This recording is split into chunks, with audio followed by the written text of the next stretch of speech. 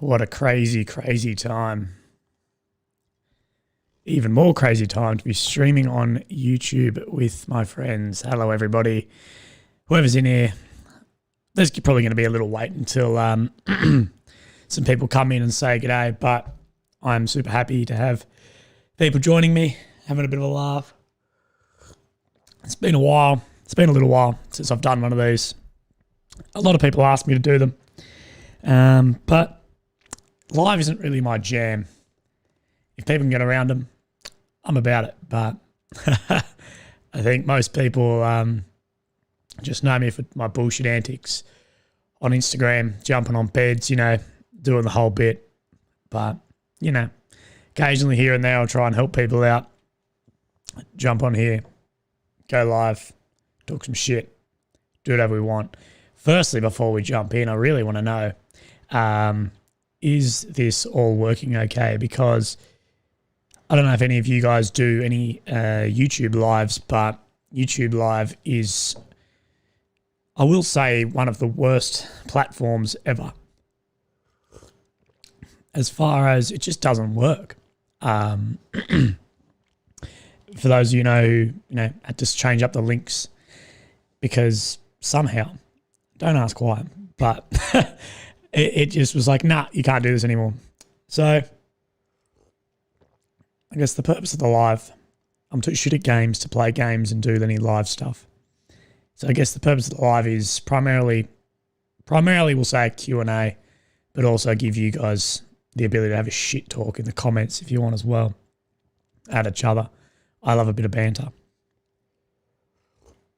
So if there is anything you want to know about me, something I can help you out with, whatever, honestly, hit me up. I was sitting around this afternoon, didn't really know what the hell to do. So I was like, look, why don't I jump on a live, see what we can do. So who wants to ask a question? Nicholas, all these guys have been talking about these pogue. I honestly don't know if it was like you're a pogue as in like the army, like slang. Yeah, fair. But otherwise, I have no idea. I'm hoping everyone saw the person today on what's it called? Instagram being like, hey, your brain tumor has definitely made you dumber. That gave me a bit of a laugh. But I'm not sure if anyone's noticed. But yeah, what the hell, James Poggers? I have no idea what that is. But we're in my office. I've got a new chair. I've got a new computer. I gave one of my mates a couple of grand to build me a computer. He built it for free. Don't ask me the specs. I don't know. All I told him was, hey, bro, I just want something that will render 4K like super quickly, or more quickly than I currently am doing. And I was like, this is my budget, $2.5 grand. And he ordered everything to that like exact amount. So hopefully we'll see more and more good stuff getting around. So I'm an old man. I don't not know what a Twitch emote is. I used to indicate excitement, an epic moment. Oh. Okay, that's fair. Nick Peterzik. So the wooden flag is on this side of me, although it looks backwards in the video. Can I make it look more? Got shit everywhere. Oh God. Fucking Jesus. The wooden flag, that's from Ironside Wooden Flags on, now I'm stuck, Ironside Wooden Flags on Instagram. So if you look them up, he like hand carves these fucking flags. So it's like, I guess 10 like boards, and then it's like the stars and Southern Cross and everything is like embedded in it, and they pour then like a hard resin over the top. It's fucking awesome. I rate them very, very highly. I'm trying to work out breakfast tomorrow with some friends, but fuck knows. I think the flags are about $200. I'm actually not sure. I know that's the big one, and they have smaller ones, and they can do not only Australian flags, they just do wooden banners, I guess. So any of those types, that's what they'll do.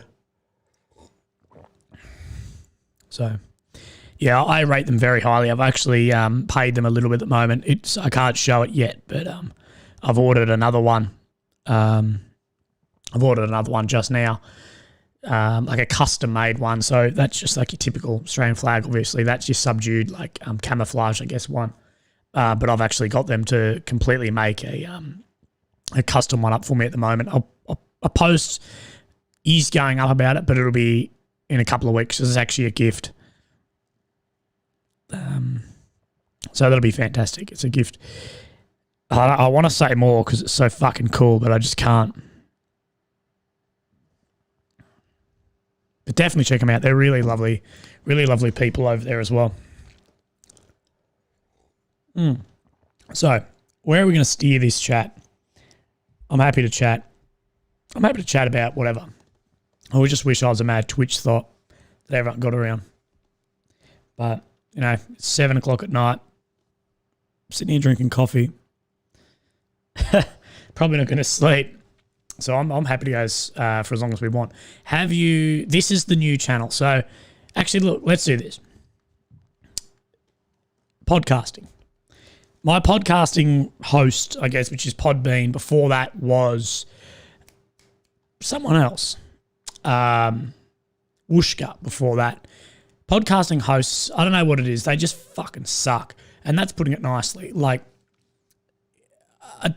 you would think, and tell me if you think I'm wrong in this, but you would think the more listens you get, the more time people watch your podcast, the more stuff you put out on these podcasting platforms, you shouldn't have to pay more, because if you put more on there, they are making more money off hosting you, and they give you nothing back, like absolutely nothing. And they, to the point where my podcast is getting tens of thousands of listens, they were turning around and asking for hundreds of dollars a year, hundreds and hundreds of dollars. And I'm like, this is just crazy. I just couldn't. It's a free podcast. It's free for anyone to listen to. And I'm like, this is fucked.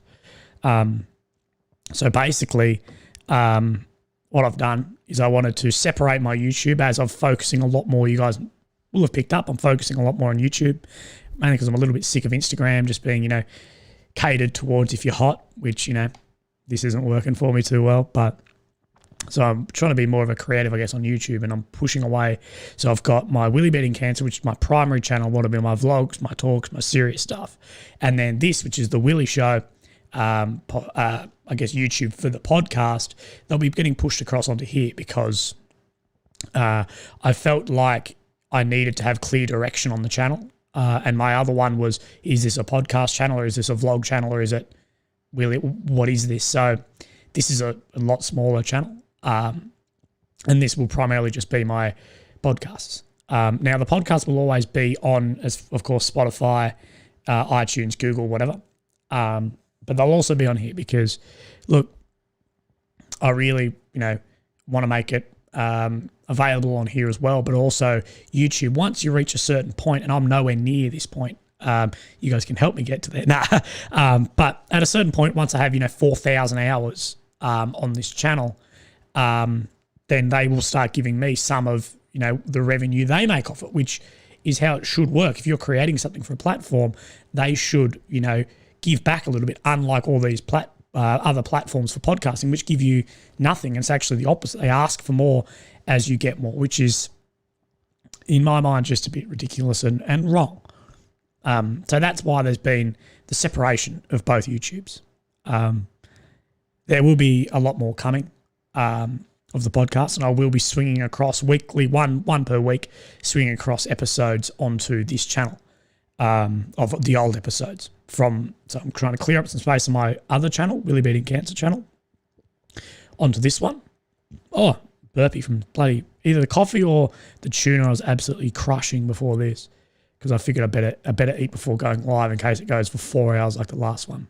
No, but I will be swinging them across slowly, but I've also been lining up a couple of emails here and there, a couple of messages to some guys. So that'll be fantastic. We'll move it across onto here. I'm actually setting up another room. So this is my office, which I'm sure you're all familiar with. There will be another room getting set up in my house that will be more of a podcasting studio.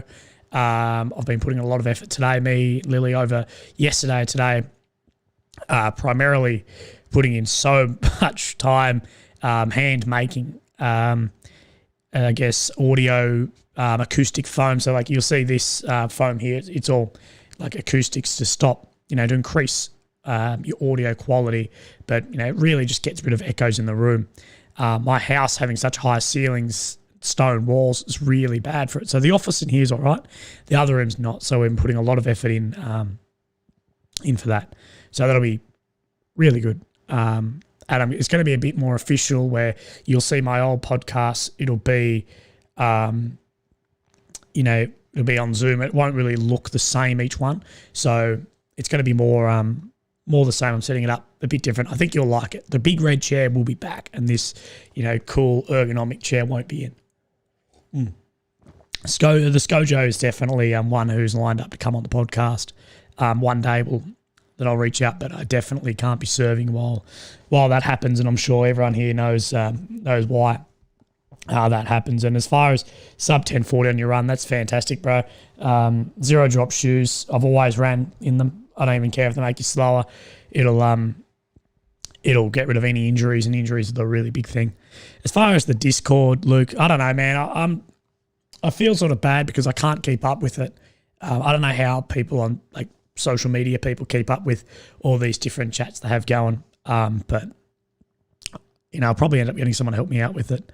And thank you for saying my camera quality is on point. I don't know if it looks good or bad. I'm not sure if you're being sarcastic because sometimes it's absolutely shit house. But I guess I've got a little bit of a new setup in here. The new computer probably helps a lot. But yeah, we'll see. We'll see if we can increase it again and again. Look, I'm actually not sure what happened with Scojo. I haven't actually asked him. But it is very, very, very funny, no matter how it went down.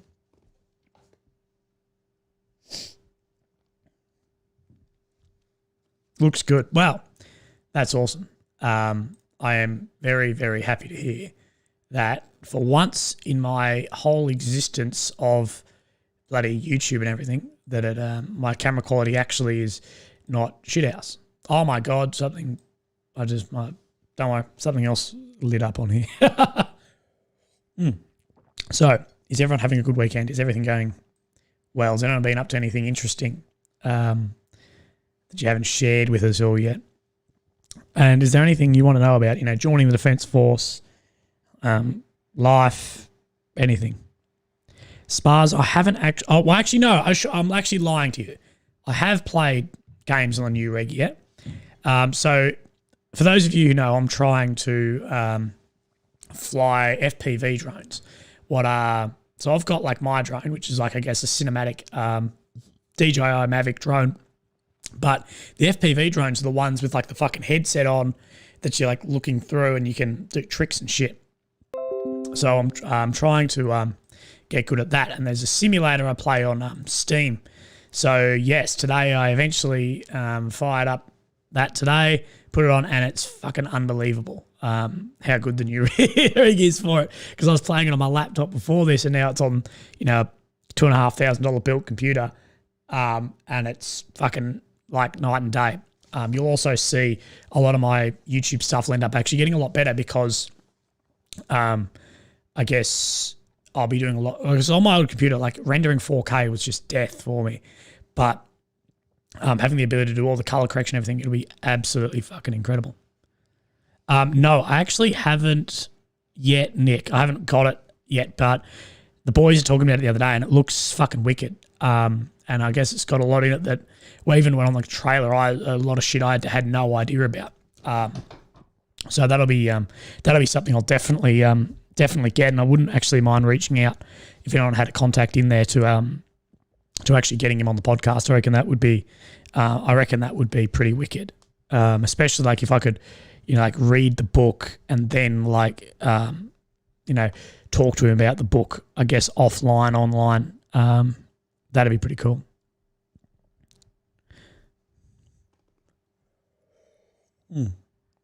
So I feel like we've got better at these streams. But are you going to get it, Nick? Are you going to get the new book? Squad. What's it about, Nick? So I'm guessing it's a military game. But I have I don't know. I don't know if it's just me or whatever else. I can't seem to focus on playing games because I can, like, my focus for that shit is terrible. Like, I can play Call of Duty or any of that for like literally like 2 minutes, 30 minutes. I reckon 20 minutes and I max out, and it's just like, even if I'm enjoying it, I just can't focus on it anymore. Just doesn't, I don't know, it just doesn't work for me. So I'll definitely have a look. Yeah. I'm glad I'm not the only one, Blake, but like, I think it's probably a lot of it stems from how shit I am at playing games as well. So like Call of Duty, I'm that fucking dude who's the bottom of the leaderboard every single time with like 33 deaths and like 2 kills. And those 2 kills were just complete fucking luck of me crashing a helicopter into someone or some shit. So yeah, I think a lot of it stems from how shit I am. Background music for playing games. That might, I don't know. My focus is just terrible with any of that sort of crap, but I'll definitely, can you remind me about, I'll look into it because I wouldn't actually mind, like, let me know what you guys think of this, and if it's a bad idea, literally just light up the chat and just be like, you're a dickhead, Willy. But I'm actually considering doing like some like gaming, streaming, like online and talking shit.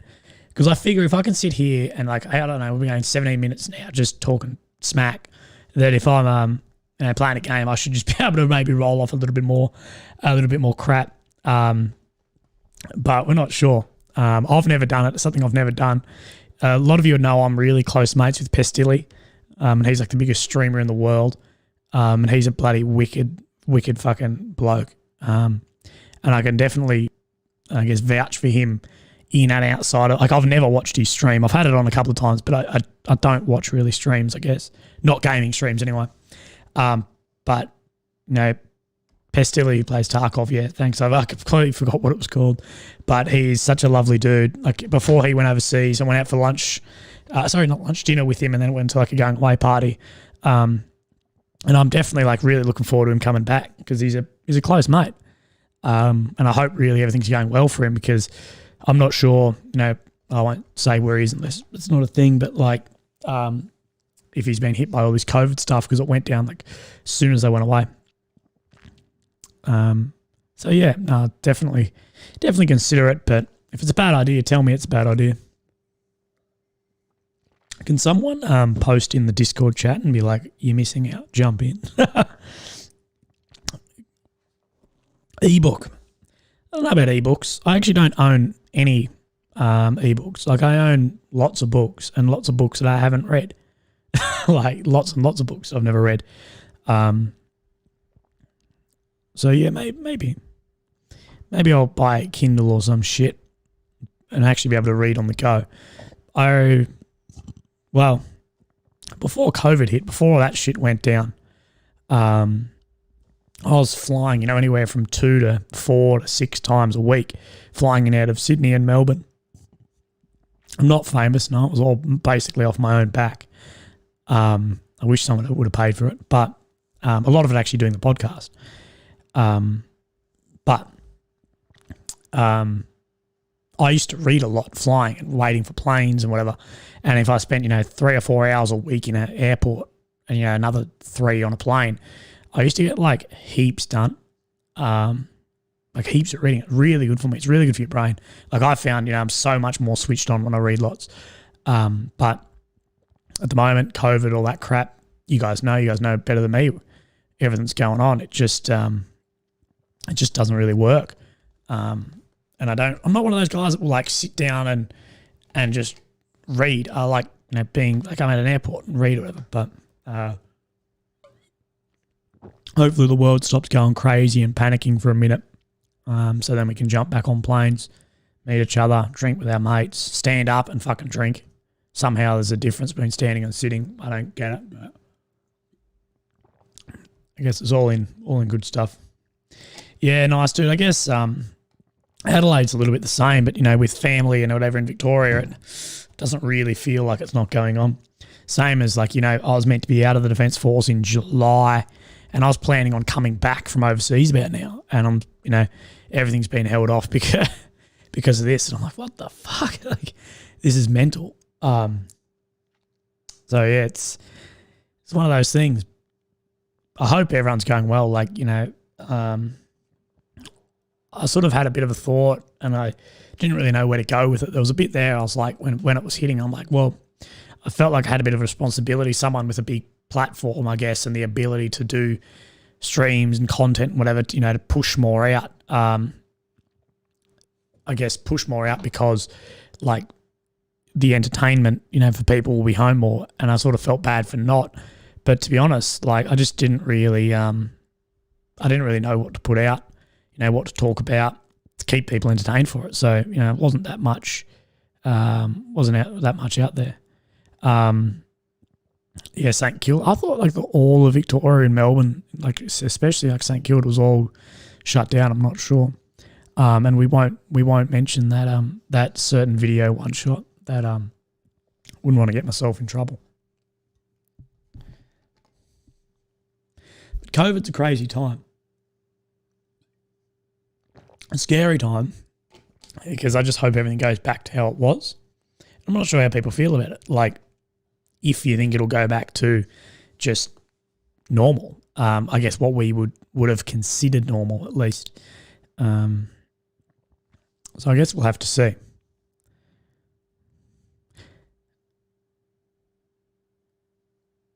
Melbourne holding us all back. The hub of Australia that's holding everything else back. How fantastic is that? Oh, what's going on? No, don't worry. Just getting weird stuff on my phone.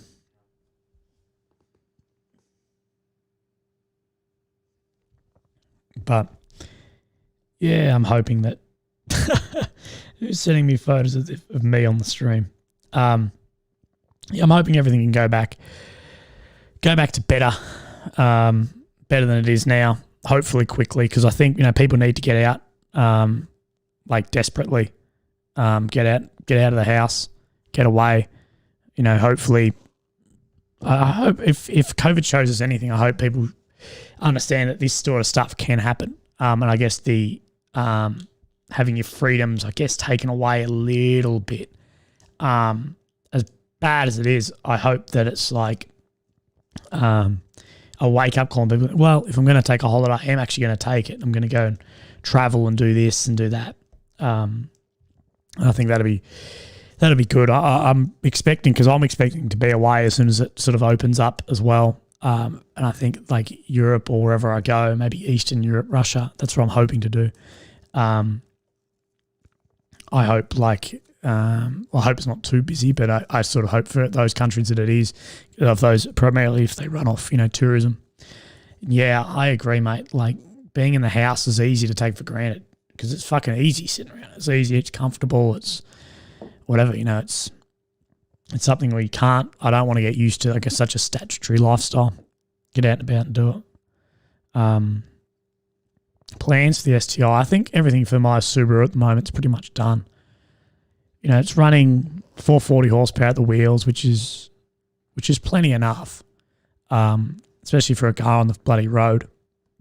Oh, excuse me.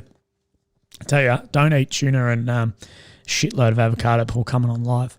But yeah, it's running a heap. But at this point, to actually do anything extra to it now would really be risking, blowing the engine.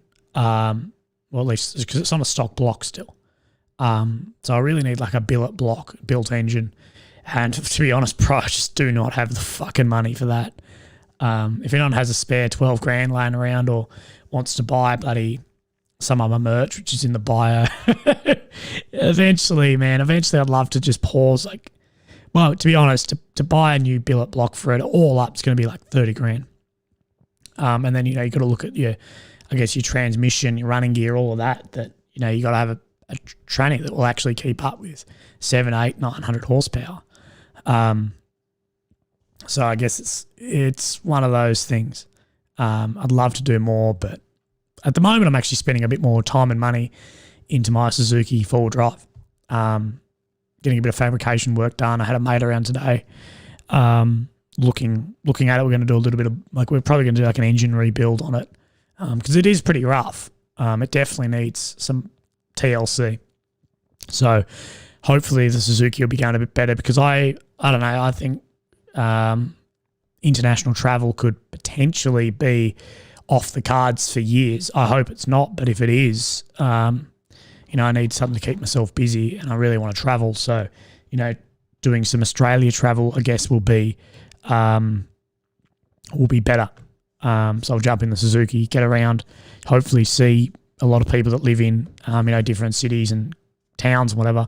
From here, I'll get, so basically what I want to do is put up like a post of like, hey, where do you live? What's your address? People inbox me. I'll get like a map of Australia on like Google and like plot everyone's fucking address and then like plot everyone's address on like a map of Australia and then fucking just take off and like go to the next person's house. It's got to be a couple of hours at fucking least. But then like do almost like a lap of Australia and meet everyone who I guess follows me, who's my mates. That'd be fucking wicked. So that'd be amazing. If someone's thinking of joining the ADF, what would you say is a good period of time to train up? It's really hard because it really depends where you're starting from. Like if you've played fucking footy and been sporty your whole life and you're physically fit and strong, join up now. You don't need to train up, I guess. All these bullshit things online of people, behind a paywall, it's like, I'll train you up. You don't need it. The ADF will start you.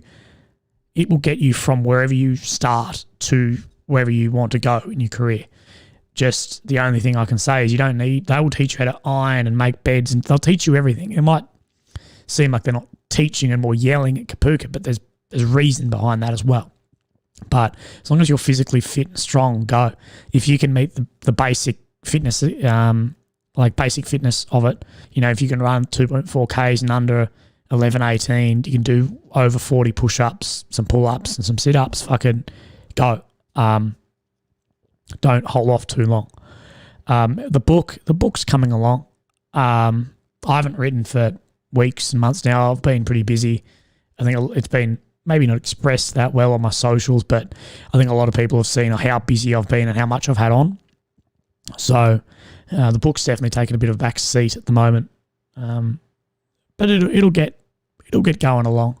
I think once I'm maybe more out of the Defence Force, or I get more free time on my hands, I'll get typing away again. Because I smashed it out. Like I got like a third of it done or half of it done in a matter of weeks. I was doing, well over 1,000 words a day.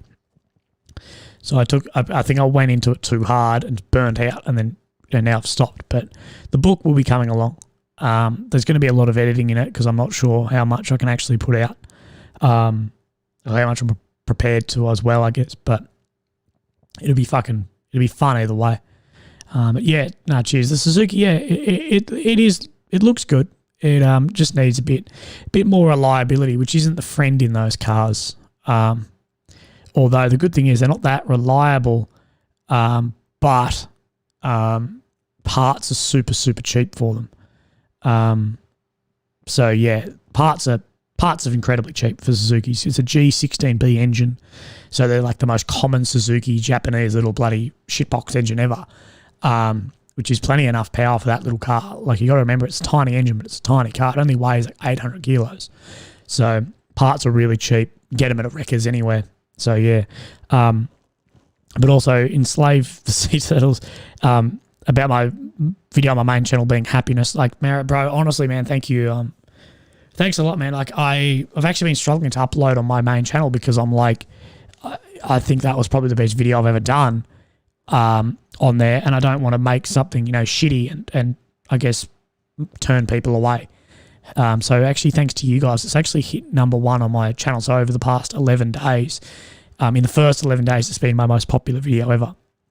It actually really meant a lot. If you guys went over there and left me a comment or whatever there on my main channel on my happiness video, that'd be awesome. So even if you jump off the stream, go like say whatever, say g'day there, that'd be wicked. But yeah, no, thank you very much. Yeah, SoftFit. Yeah, it's like I don't know. There are apps out there and there's training programs or whatever, but I like infantry, as far as regular army, is the most physically demanding job. And, I was just, regular fitness and whatever before going in. Like PT is fucking hard. It's hard no matter how fit you are because you push. But you'll be right. Look, once you're in, there'll be a lot of guys. Like if you get into defence, maybe if you're training direct entry, it might be different. But, once you're in defence, there's lots of programs in place, lots of knowledge floating around the unit, particularly lots of guys training for, I guess, those specialty units, and you'll be able to bounce ideas and fitness off them, and you'll have a pretty good idea of it. So I think a lot of people focus a lot on fitness before going in, and then purely on that because it's the only thing you can put numbers down to, but it's definitely not the most important thing. I always sort of think with defence as a total, at least around fitness, you've got two options. You can either be fit or you can be mentally driven.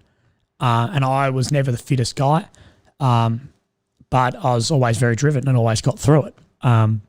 So yeah, like I said, if you meet those basic standards, you're fine. Don't fucking pay for some dickhead to tell you stuff you probably don't need. If you're looking to go those special forces units particularly, or a specific thing you're struggling in, yeah. But the most important thing with fitness is just, I guess, showing up every day, doing it, and it will just happen. You will just get fitter. So yeah, but back to that happiness video on my main channel. No, thank you very much. I do really appreciate it. It means a lot to me. You guys getting around it, I guess. Plans after the ADF. Yeah, I don't know how I'll go, I guess, career wise, because I don't know if I'll float around doing little jobs here and there and a bit of contracting for people, or a career like, your typical 9 to 5 for 30 years. I'm not super sure. But look, it looks like I might doing a bit of work in, like the defence industry space and around there. And as well as some of my own stuff, I'd love to do a bit more, I guess. I hate the fucking word motivational speaking, but I guess keynote speaking at events, coming and talking to people, talking shit, release my book, a little bit more YouTube, stuff like that.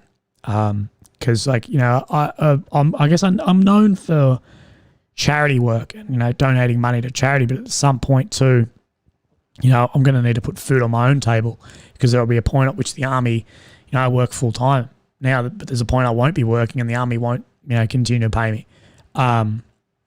So yeah, there will be, a point where it'll be like, look, I need to look after myself, and, it's through my YouTube, or through whatever, through traveling around speaking, or my book or something. We'll have to see.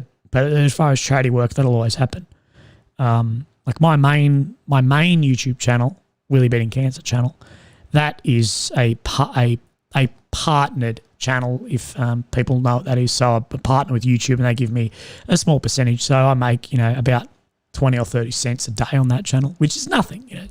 You could walk around and pick up that much money off the ground every day. But I guess the way to look at it is it's a starting point. I make maybe a couple of dollars a week off that channel, but if you could turn that into a couple of dollars a day, whatever. And the best thing I like about that is it's not asking people for money or asking them to buy something. It's by you guys watching my free content on that channel that I put out there for you, it shares revenue with me, and you guys actually just get stuff for free, even if there's an ad every 5-10 minutes.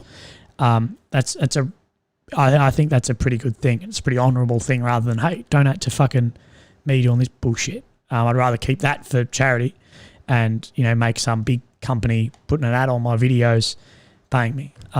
So, yeah, if you want to support me, watch my stuff on my other channel. No, it really means a lot. Yeah, aerial photography, I have considered that. And naturally, no, thank you very much, brother. That really means the most down-to-earth person ever listened to, brother. Fuck Guardian Confucius, you're the man. No, man, I'm just honest, bro. Like, I guess I've been through a bit of hard shit in my life. I've seen a bit of whatever, and, I've seen sides of myself that I don't like as well.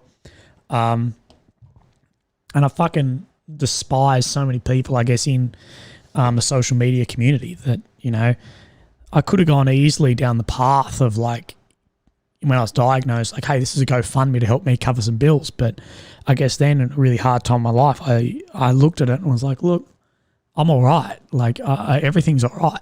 I can, I'm in the defence. We're in Australia, got good healthcare. That's all good. Particularly being in the Defence Force. So, raising money for charity was awesome. And that was the best and most rewarding thing I've ever done. And I don't think I'll ever top that. I've had some fantastic, I guess, awards and recognitions in my life.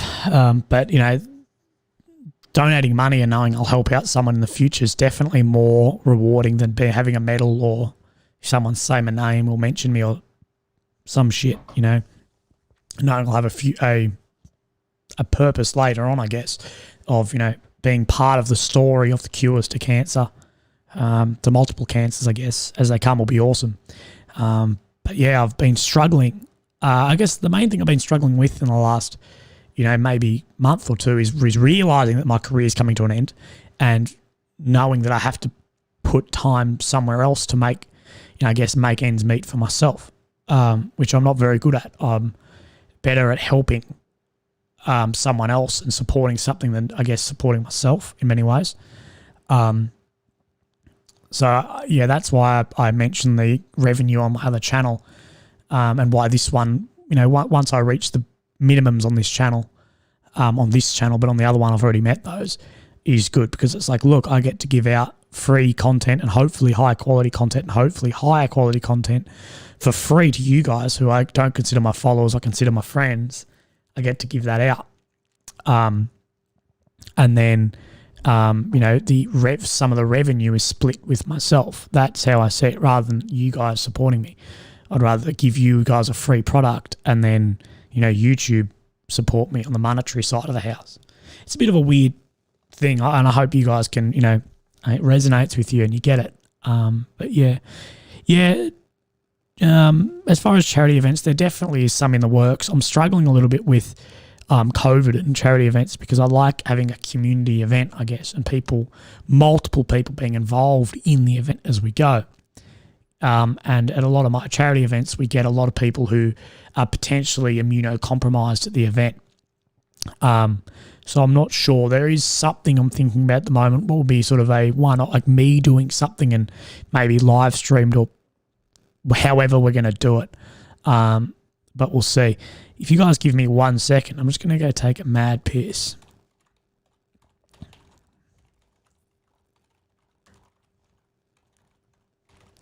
I'll be back.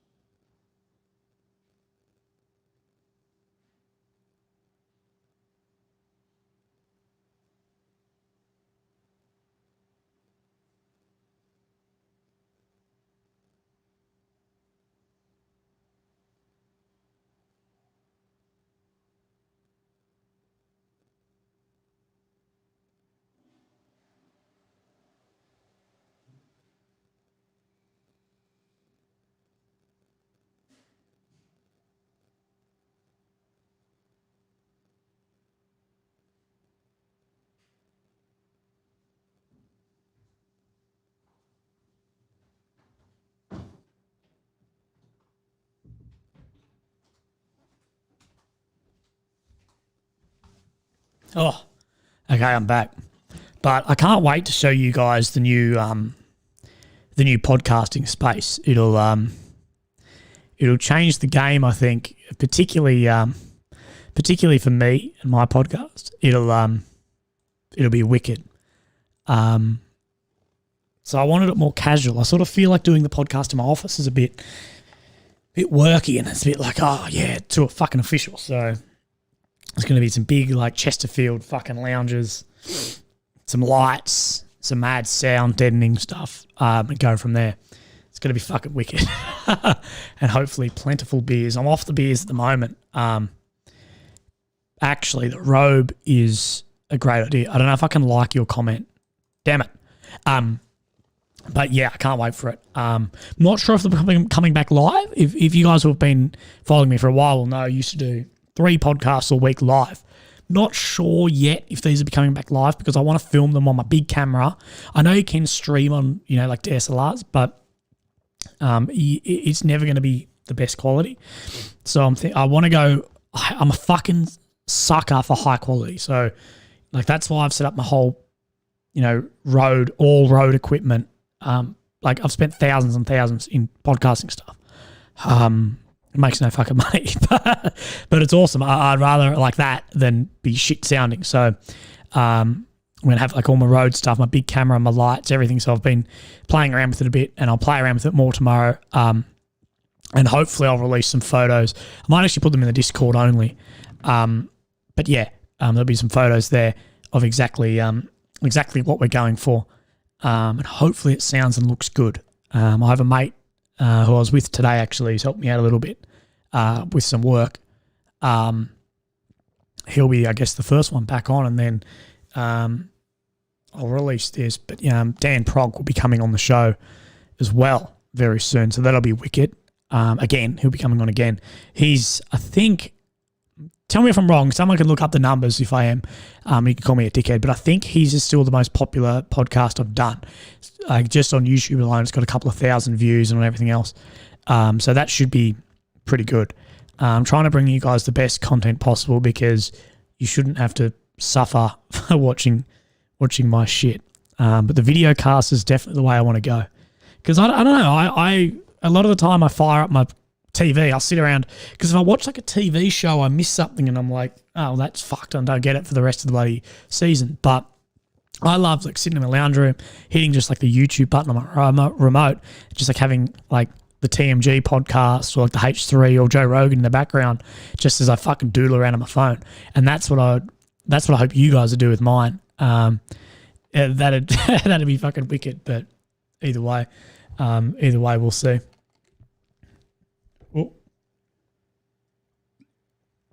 But yeah, I like doing the podcast has really taken a back seat because I like doing them in person.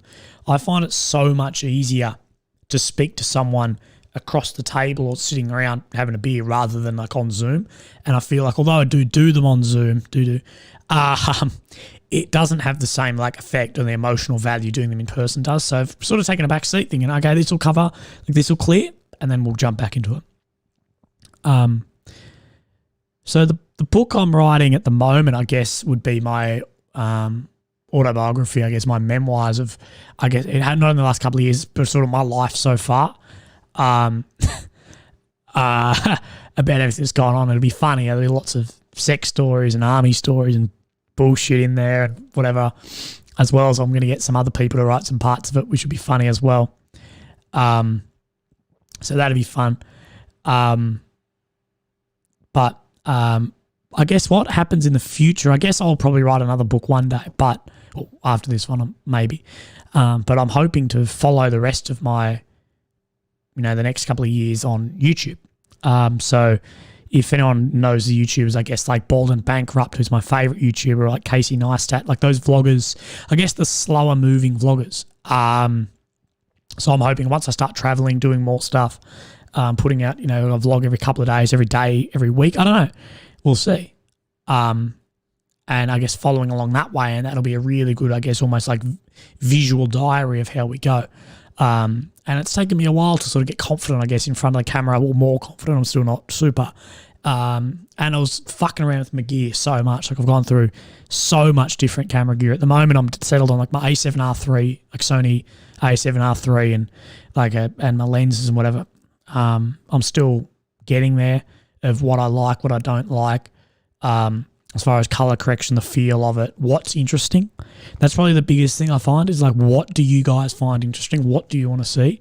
On the podcast, sorry, on the vlog. So we'll just sort of go with it. Once I start getting out about doing more traveling, whatever, that'll become easy because I will be doing exciting stuff, meeting people. I wish on my last couple of times I traveled Europe, I wish I'd filmed that or taken more photos because some of the shit was just fucking wicked. Like when I was in Mykonos and Paros, Eos, like in the Greek islands with fucking most beautiful women in the world on my tour and all these people. It's like, fuck, I wish I had not just the visual fucking memory of that. I wish I had it like down and I actually could share that with you guys because it was such a fucking good time and, passing out doing this and whatever. So I'll end up shooting, I guess, on the big camera a lot of it, and then I want to be able to shoot drunk in pubs and clubs and shit. So I fucking hate GoPros. I despise GoPro as a company because they just release too much. Like, I'm not saying they're not good. They could be a lot better for the price they are, but GoPro as a company fucking sucks because they release camera after camera after camera. None of it's compatible. Every couple of months it's this. They purposely sort of make a camera not better. They make one shitter to charge less, but purposely take stuff out. So that I think their whole company sort of ethos is bullshit. You should try to make the best products possible for your price point, and actually evolve. I don't know if anyone knows much about photography here, but the new GoPro, although it has more megapixels, they've actually crippled it by doing that because the sensor isn't bigger. It's not a better sensor. It's just, I guess, a digital thing. It's crippled it. So I'm struggling to find a camera which will last for me drinking and getting alcohol on it, whatever, in the club. So I'll find something because I'm definitely not taking my big bloody $5,000 camera along. But it'd be funny either way. But yeah, and the guys, having my stuff in the background, thank you very much. So One Shot Films, Andy is actually coming on this podcast. Andy Stump, I'm not sure, you definitely know him if you listen to Cleared Hot. Me and him are friends, and we've actually been talking about it over the last couple of months. We've tried to make it work a couple of times and we accidentally fucked the time zones. I'm saying it was Andy and not me, but we fucked that up. But yeah, me and Andy are definitely got something in the works. Who runs the Clear Hot podcast, so that'll be cool. Rich, it's all about good marketing and upgrades to make money, dude. I don't. No idea. Ewan, don't start me. I was talking about you before. I was talking good shit about you, but yeah, me and cameras are not friends. I love, like, Sony. They have a good way of going about their cameras because it's like, we're going to give you the best for what we can at that price point. Canon is the same as GoPro. Canon cameras are fantastic. Like, their top cameras are fantastic, but they purposely cripple their cheaper ones so you have to buy more expensive. And I think that's just not a good way about it. I could definitely never get the Prime Minister on the podcast. He'd kill me. Sebastian Junger is one. You guys have heard me. You guys have heard me talk shit all the time about the book Tribe and how I reckon it's I guess the best book ever written. And how it changed my life so much. So he's one I'm actually going to write it down now. As far as actually trying to reach out to, I guess if his manager or whoever, but I'm not sure how it'd go. I guess guys like him, you got to remember, they have like 1 million requests for a podcast a day. Like shit, I get a few and I have to turn back some. And I've been fucked around on a lot too. But yeah, someone like him would be awesome. I've been fucked around a few times recently where it's been like, yep, I go out of my way to go on someone's podcast and they don't rock up or they rock up late or something. And it's like, bro, I'm doing this for you. There's nothing in, like, for me, it's regurgitating my story, which I've done multiple times for you. I'm helping you out. Get content for this. Don't fuck me around. Don't be late, whatever. But yeah, Joss, I guess traveling around Australia, vlogging, doing whatever, that's what I'm looking to do at the moment. Streaming compatibility ended up half year later buying it. Streams of the GoPro Hero 7 pub streams. Fuck yeah. GoPros are really bad in low light too, so we'll have to see. But yeah, traveling around, that's what I want to do. That's why I'm putting so much effort into one, getting the four-wheel drive ready, particularly with Ewan. Fucking weapon. I can't tell you how much I appreciate him as a bloke and our friendship. But to bring good content of that forward.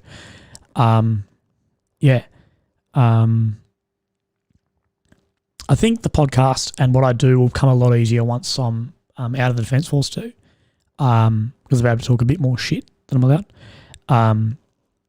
But yeah, I can't wait to get out and about, get the little Zook. Hopefully you don't mind me dripping oil all over your fucking driveway when I'm sleeping on your couch, Aiden. But we'll definitely see. And either way, it's a massive, it's definitely a massive adventure. Any trip in the Suzuki, even if it's to the bloody shops, you don't know if you're getting there and back without breaking down. at least you can push start it. I've been looking at engine rebuild kits online for that little car, and then I've been looking at complete new engines and everything for it. I'd love to just have, if someone could just give me like $5,000 and just full on, or $5,000, $15,000, just put a V8 in it or something, that'd be awesome. But I love it the way it is. Nah, she doesn't leak too bad. There's a little bit of leak, but if a car doesn't leak, it's not really custom, is it? Jocko, mate. Jocko's a fucking weapon. I always laugh with Jocko Willink because because he's of course in the States, he gets up at 4 a.m. every day. It's like his thing. He posts a photo of his watch on Instagram every day of him up at 4 a.m. to work out. But I laugh because that's about 5 p.m. in Australia. I'm like, well, I'm always awake when you're up and I'm doing fuck all. I'm just here, just here living. So it's awesome. But no, I'd love to reach out to him and get him on or me on his.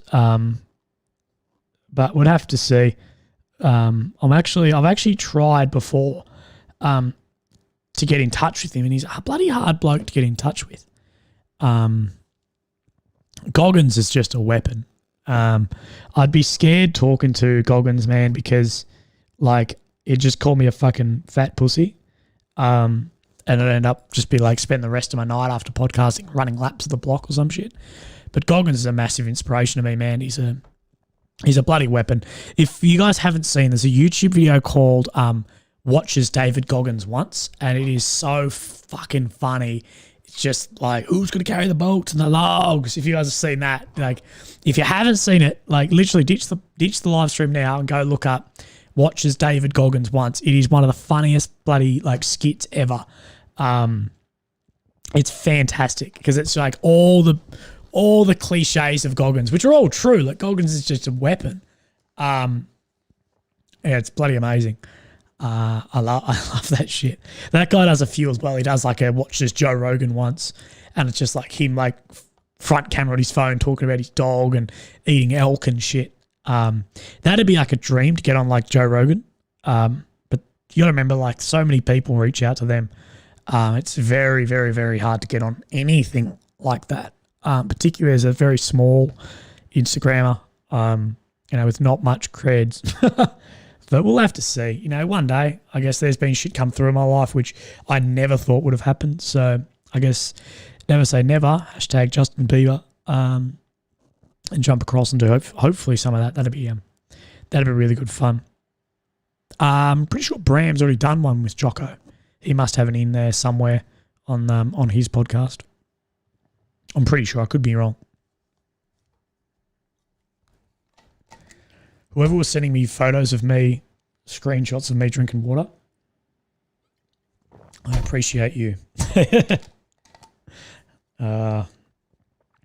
Yeah, podcasting's a weird one. His Excellency on fucking Rogan. Imagine that. Joe Rogan would kick my ass too, because I feel like I'd go there and I'm like, yeah, can you like kick me or some shit? He'd just belt me. Big swig for the big rig, mate. That's how we fucking do it. Who's been here from the start? Has anyone been like, what are we, 54 minutes in? I think there's a few names that have been here from the start. That's wicked. Hopefully I don't mind my voice too much in the background talking shit. So what else is new? What have I been doing that's new? Rather than complaining about cameras and talking shit about people.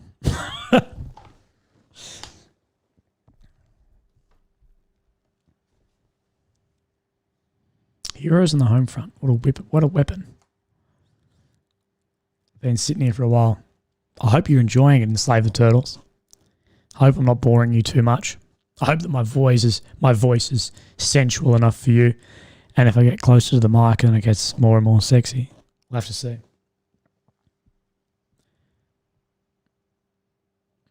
My voice is rather soothing. I hope it's soothing. I hope this is what you hear when you go to bed. If anyone knows the intro to my podcast, it's the Willy Show intro. I have a mate whose car, he had like a 200 series Land Cruiser, but with like a custom head unit in it. and it fucked up somehow. Like he took the battery out, put it back in, and something glitched in the system. And now every fucking time he presses the start button on his car starts and the head unit like defaults to like, it's the Willy show.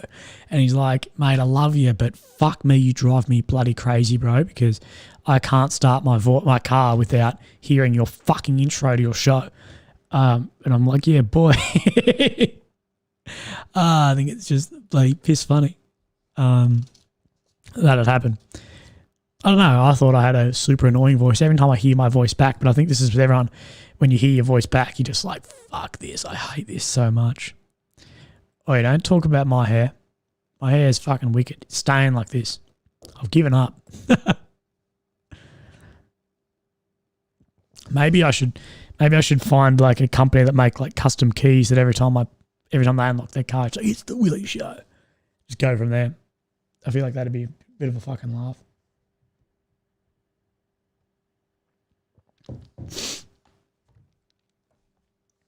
Nah, I think maybe it was an accident. Maybe he's just into me. But he reckons it's pretty sick of it if it's like, if he's up early and he's like fucking stumbles to his car at 4 a.m, start the car, it's the Willy show. It's like fucking hell. Your voice sounds perpetually strained, like United States Marine Corps drill sergeant, but in a cool way, if that makes sense. My voice is always strained and it's always struggling. I actually completely lost my voice during chemo, literally for weeks at a time. I don't know why. My doctors had no idea why. My doctor's still perplexed as to fucking why. But I'd completely lose my voice. And I had no voice during chemotherapy. Fuck knows. But I don't know if it's ever really come back properly either. I talk a lot and I talk a lot of shit. So it probably strains my voice a heap. But it doesn't matter. One day I'll be one of those old pricks with like a super old croaky bloody voice because he's talked too much shit in his life. I sort of think like I sound like a smoker, although I've never really smoked. Well, I've never smoked like concurrently, I guess, in my life, like not more than one or two here and there. But yeah, I'm glad you guys find my voice soothing and doesn't just piss you off the whole time. Maybe my next step in my existence on social media will become one of those e-girls that like just upload like an Amazon wish list and want like, hey, buy me this. Have a fucking OnlyFans where I'm not actually nude, and then they wear headphones with the little ears on them and shit. Maybe that's where Willy goes from here. E-girl, fucking Bella Delphine, whatever her name is, fucking style. I reckon that'd be good for the show at least. Imagine if I buy my bathwater. That'd be fucking wicked.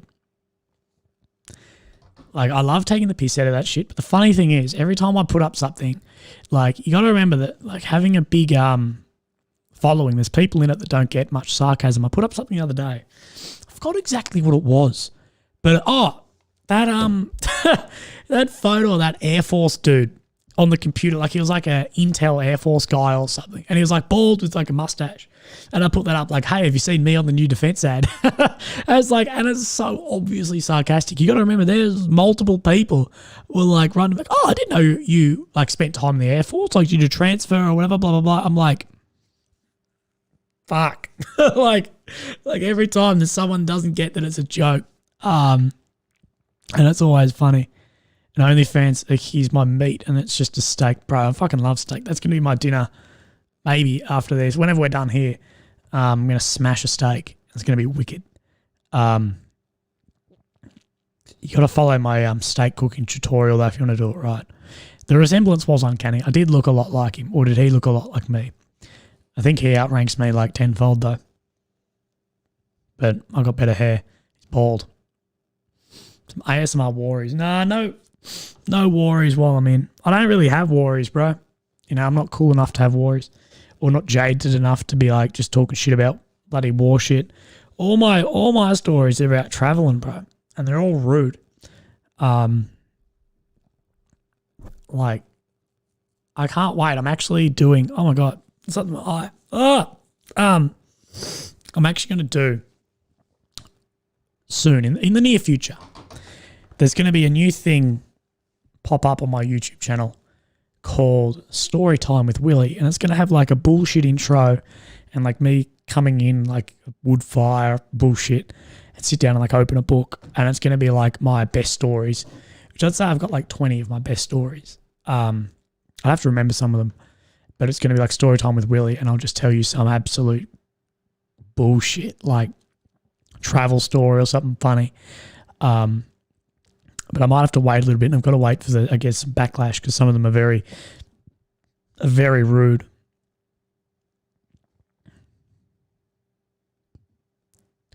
My mustache looks like the RAF logo. Isn't the RAF logo a RAF or the RAAF?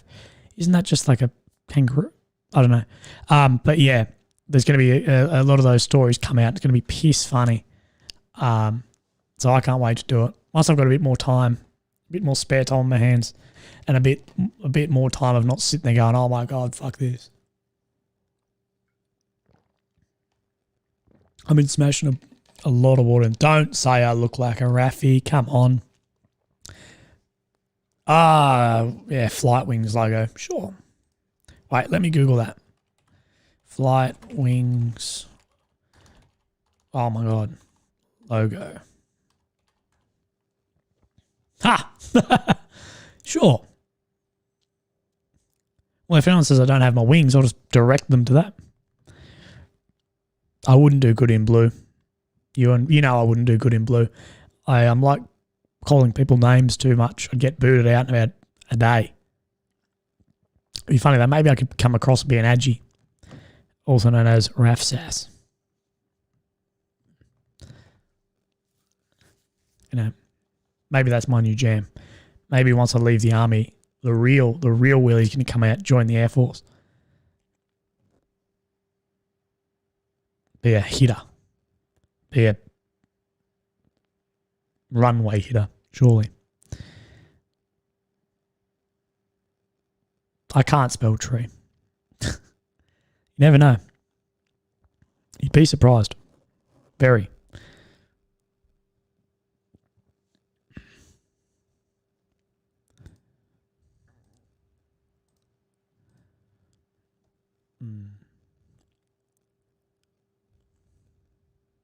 Don't bring up the MPs.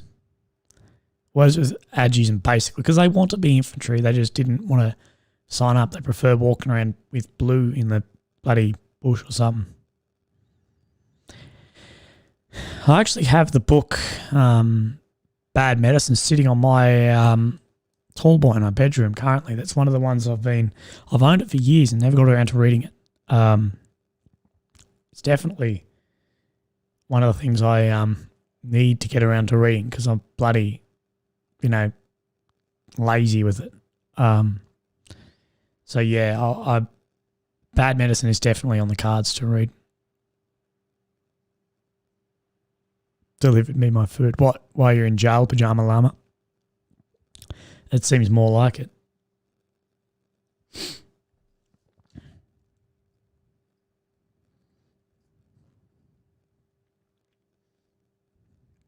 Ha. I thought they only went in prisons. Manning the ops room. Oh, heaps fun. The toe shoes I run in. Don't get me started about barefoot running. So, let me give you the quick. This is I'll put my vegan hat on my Karen preaching hat. The whole point, I guess, to barefoot shoes and barefoot running is the whole premise it's based on is that humans have been up on 2 feet for, a couple 100,000 years. And we've only worn shoes the last 150, 200, and there's been a heap of problems come out with lower body injuries and shit. That we're trying to turn back evolution by evolving the shoe, if that makes sense. So when I was maybe 17 and I was right into running, this is 8 years ago. I got into running in minimalist shoes.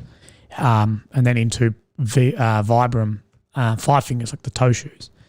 And you have to change up your whole running style because it will fucking hurt. If you're on your heel, it'll kill you. You really transition slow in. But I've done my whole career, pre my career and then my career and now in minimalist runners the whole time. Not much in completely barefoot unless I was on the grass. But I've never had any lower body injuries, and I still don't have really any. I've got pains and aches and some, I guess you would call it injury, but it doesn't stop me doing anything. I never wear the 5 fingers in public, but I wear like Vivo barefoots or Inov 8s, what are just a zero drop minimalist shoe everywhere, and I've never had any problems since. A lot of people talk about transition period, and I guess I transitioned into them pretty early on in life, but I never really had any problems going into them. But yeah, I know I transitioned in and didn't have any issues, but that doesn't mean you won't. There's actually a book called Born to Run. I forgot who wrote it. There's a book called Born to Run. Basically, all he does is he has some lower body injuries and sort of starts looking into how he's got all these stupid injuries that are evolving. He's like, why the fuck would humans be on 2 feet and have all these injuries? And looked into some literature and whatever. And anyway, he ended up going and running with these tribes in like Mexico and these like ancient tribes that run hundreds of Ks a week in completely bare feet and have no lower body injuries. And he ran in bare feet and basically cleared up any he had. I'm not sure if they'll help with if you've already got shin splints. But like I've never really had shin splints. I've had them a little bit wearing boots and whatever, but never in barefoot shoes. So like honestly, it's something that I preach a little bit if I'm asked about it, I guess. I'm like a vegan where I'll just push it on you. But it's something that I'd really say really suggest people look into if they're interested, especially in more, maybe you'll run faster and your Nike, Adidas, bloody super spongy spring shoes. But that doesn't really mean anything if you've got an injury and you've hurt yourself that'll never do anything, and never get better. So for longevity, I guess, running in barefoot shoes is a massive win. So yeah, it's, not getting injured is one of those big things. Yeah, you're right. Why people get lower body injury, improper training, not progressive, I guess. But you still see a lot of injuries of people running unnaturally. Humans are, why do we have a heel in our shoe? People ask question, why? Like, we've evolved over hundreds of thousands of years to run. We were animals that hunted food by running. We weren't fantastic hunters as far as, throwing a spear and killing it. We ran it down and killed it. And we had the advantage of, having lungs that can breathe out of sync with our legs.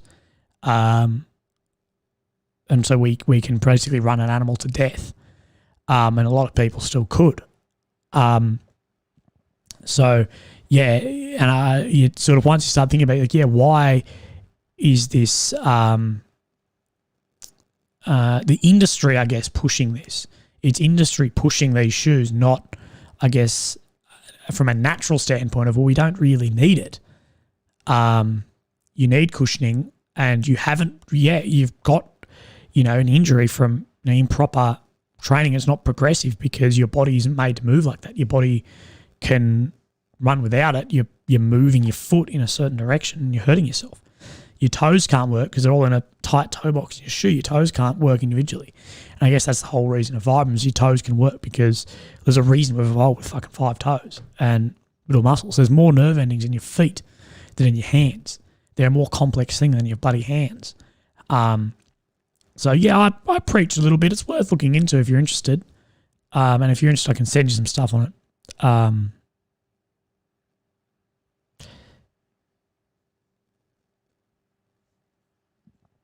There is, Richard, a rebuttal, I guess, to that. When you say we don't know the problems our ancestors had.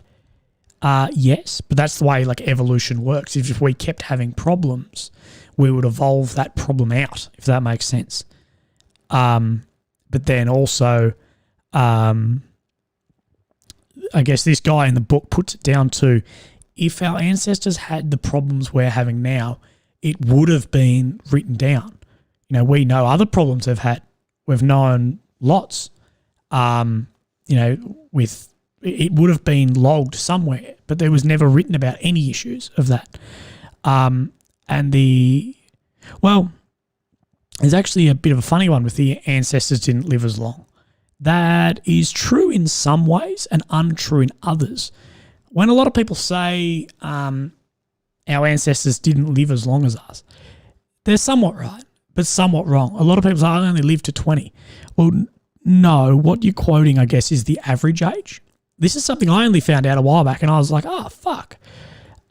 Was people, once they reached, anyone who lived like above 30 ended up living, you know, basically as long as we do now.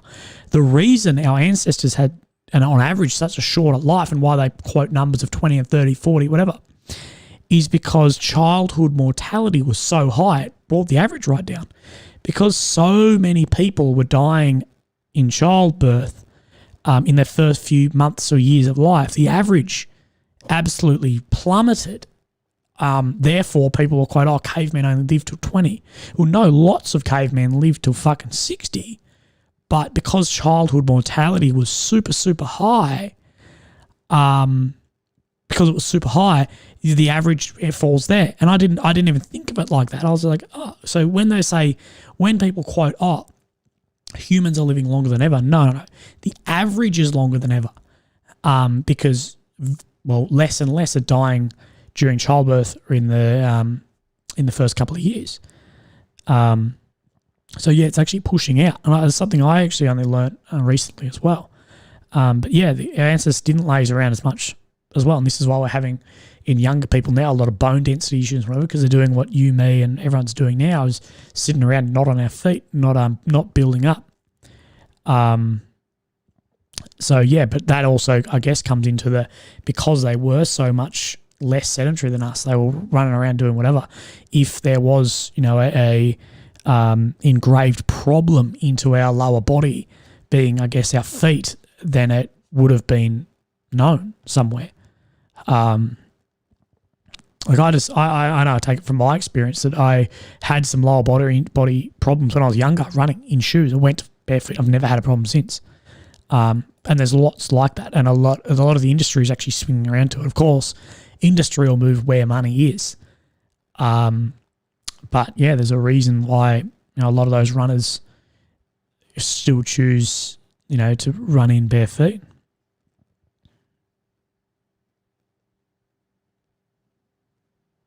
Yeah, you're right, pajama. That, you know, they survive young.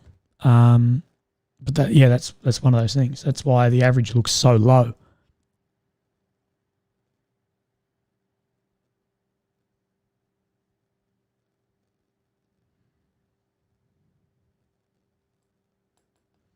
But yeah, it's just something I'm into, something I like. Like, I don't really care whether people do it or not. Like, I'm not some crazy hippie vegan lefty, but it's something I suggest to people if they're really worried about injury. And injury is what will really, really set you off, and that's where you'll lose fitness, and injuries will start popping up. Whatever is when you can't train or can't progress because you're bloody injured. That's the worst thing you can do. So avoiding injury at all costs, I guess, is one of the most important things you can do.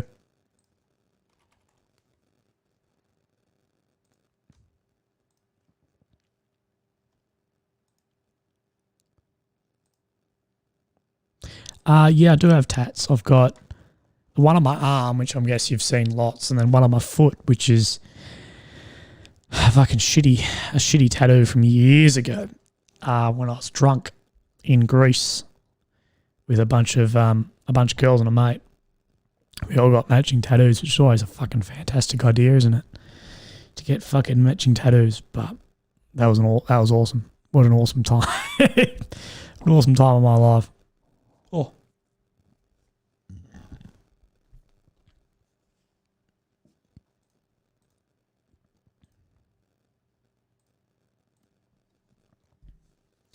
Oof, the chat is slow. It's good though. This is why I need to be a a e-girl who has simps. Fuck, I hate that. I hate that there's actually guys that do that. That like simp for those girls.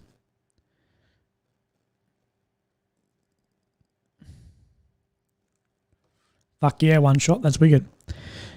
So I wish it was a matching love heart, you, and it would have been less cliche. I have a fucking wave tattoo on my ankle. A fucking wave tattoo from Greece. So what happened? Well, I was in Greece on a Kentucky in Greece during when I was in Afghanistan. We had my time off. We call ROCFA, like relief out of country, whatever the fuck it is. Ended up in Greece, and I was like, we're getting fucking tattoos, shit-faced on a fucking quad bike somewhere. We're all getting tattoos, and I wanted to get the Captain Morgan captain because the whole trip, me and Griffo, who I was with, were just drinking bloody Captain Morgan. I was like, fuck yeah, we're getting captains. We're all getting Captain Morgan. Went there, and then went in, and the girl's like, no, we're not getting that. We're getting waves. And I'm like, fuck yeah, we're getting waves. So I had to get it first because I was like, everyone's like, I don't want to be the first one because what if none of you guys do? And I'm like, right, I'm in. And so me and I don't know, 5-6 people. You can find the photos. If you go down my Instagram from when I was in Greece, you can find it. There's like a photo of me on a beach with a fucking wave tattoo and some girls. So yeah, I have a shitty wave tattoo on my ankle, but now it's shit. It's just wait, I'll show you. You might not see it, but it just looks like a fucking line on my foot now. Jesus. Can I? Wait. Can you see the wave? I don't know if that works. Dude, I'm stuck. Fucking useless. So you can. I guess you could sort of see it there. They were incredibly attractive, and all of you simps would have done the exact same fucking thing. It does look like a long hair. A lot of people, I've had someone before sitting there because it sits right above where my PT socks sit at work. And I've had people just like looking at me and like touch my foot and be like, oh, I thought that was pen, not a tattoo. Like who would get that as a fucking tattoo? And I'm like, this guy would when I was on a trip with all these chicks. That's exactly what happens. I haven't actually received my my medal yet. I get that in about a month, so that'd be cool. But no, cheers. Yeah, literally, she's done the person who did the tattoo. It was the shittest fucking job. It probably didn't help that we went to like the beach straight away. If anyone knows, like the worst thing you can do for tattoos is like go in salt water, or particularly at the beach because it's like so fucking abrasive straight away. So yeah, we did that. We probably didn't do well. Well, look, Aiden, that's a chat. That's that'll be in my book. Short answer, yes, but there's more to it than that. You'll have to have a look and tell me what you think. The Blue Wiggle is actually one day. Well, we had it all lined up and then COVID went down, but Anthony Wiggle will one day be on the podcast, so that'll be wicked. How good will that be? A veteran Wiggle. It's fucking wicked. And he is such a lovely fucking guy. I wrote to him because I had a mate who has little kids and he has cancer. And his kids, I saw he put up a thing and they were watching the Wiggles and loved them. So I gave Anthony a call. I'm like, hey, can you, this is really weird to ask and I hate asking, but is there any way you could make a message for these kids and blah, blah, blah. And he did it like straight away within like a day. It was all done. And I was like, what the fuck? So he's such a lovely guy. The biography of Maddie Willy Williams. Yeah, it'll be like the biography of Willy's weird fucking sex life. It'll be fucking funny. Like, trust me, if whoever gets my book, you will piss yourself laughing. Because it's just bullshit funny. But you'll like it.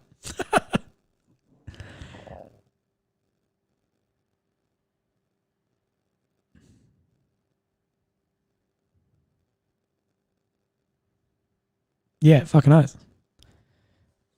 Bro, the problem is it's gonna be funny because Especially the most complicated thing. Oh, Jared, hoi, thank you. Hey man, how are you? The most complicated thing with my book is actually winning this award, because I was halfway in and then I won my award and I'm like, fuck. I was like, I can't fucking write some of this as like an Order of Australia. Like, people will be reading it like, this cunt is in the Order of Australia on the Queen's birthday on a roll. And fucking he's writing this shit in a book. This is what's going down. Like, it's nothing bad. It's nothing illegal, but you'd be like, you're a piece of shit. Like, because like basically like the crux of what it was me and Griffo wanted to, like, we had time off and we were the first relief out of country. So we're like 3 months in, or 2.5 months into our trip in Afghan, and then going on leave, and we were coming back with almost 6 months of when we wouldn't see any other girls. So we went a bit crazy. Went on like in Tiki in the Greek islands, and it was just fucking mental. But we rocked up there and we're like, fuck, are we in the right fucking place? We're in the foyer. We're in the foyer when we're meant to be like, meeting everyone, introducing ourselves and shit. And this is why I fucking wish, that I had like a vlog of this, because it's like unbelievable. But there was 23 people on the whole tour. 3 dudes. Me and Griffo were 2 of. The other dude was just a fuckwit anyway, so like, he was no competition. But there was 20 girls and 3 dudes, and they're all fucking gorgeous. And we were just like, me and Griff were just like, holy fuck. Like, oh, fuck. We've hit the fucking gold mine, and that next, whatever, however, like 11 days, whatever, I don't think we were sober at all. We spent like somewhere in the vicinity of $14,000 or $15,000 in 16 days total, which is fucked, in pretty cheap countries, just on booze and weird shit, and it was awesome. Not lady slayer, just dickhead drinker. Definitely not a lady slayer, James, but yeah, it was so fucking funny. Like, that was the best trip. I wish I could relive it, but I know I couldn't relive it because I would die. Like, my organs are just not up to it.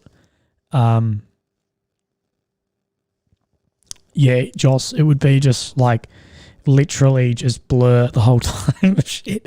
But like, that's something I think like every young man has to do, is like go and do like a Kentucky in the Greek islands or some bullshit like that, because it's just, it's just eye-opening, and you'll come back and have a whole new perspective on the world of like, holy fuck, that shit actually fucking, that was more eye-opening. That 16 days was more eye-opening to weird shit than my 9 months in Afghanistan.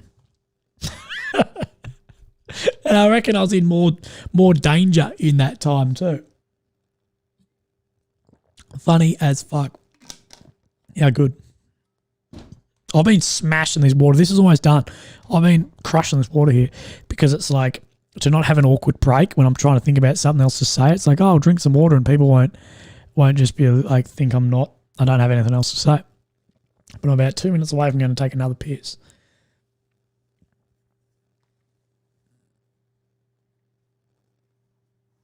Battalion's laughing stock. Yeah, there's always that guy. Oh, that hurt. If you heard that. Yeah, but those trips, they're just, I actually don't know how I survived some of that shit, some of that travel stuff. Like, pretty much every day I think of it, of like some of those trips. And then when I was in Scandinavia and what after that, and I was just like, how the fuck did I, like, what the, like, how did I end up, like, for those of you who don't know the Scandinavia story, I literally just like I got that drunk on Christmas Eve that I booked a flight the next day to Finland or Boxing Day, and just ended up there. Like, I was in fucking Finland. It was like no cold weather gear, no fucking anything. And I was like, fuck yeah, just partied Finland, Sweden, wherever through there. Ended up on another tour, and I was just like, fuck. But like, Finland is wild.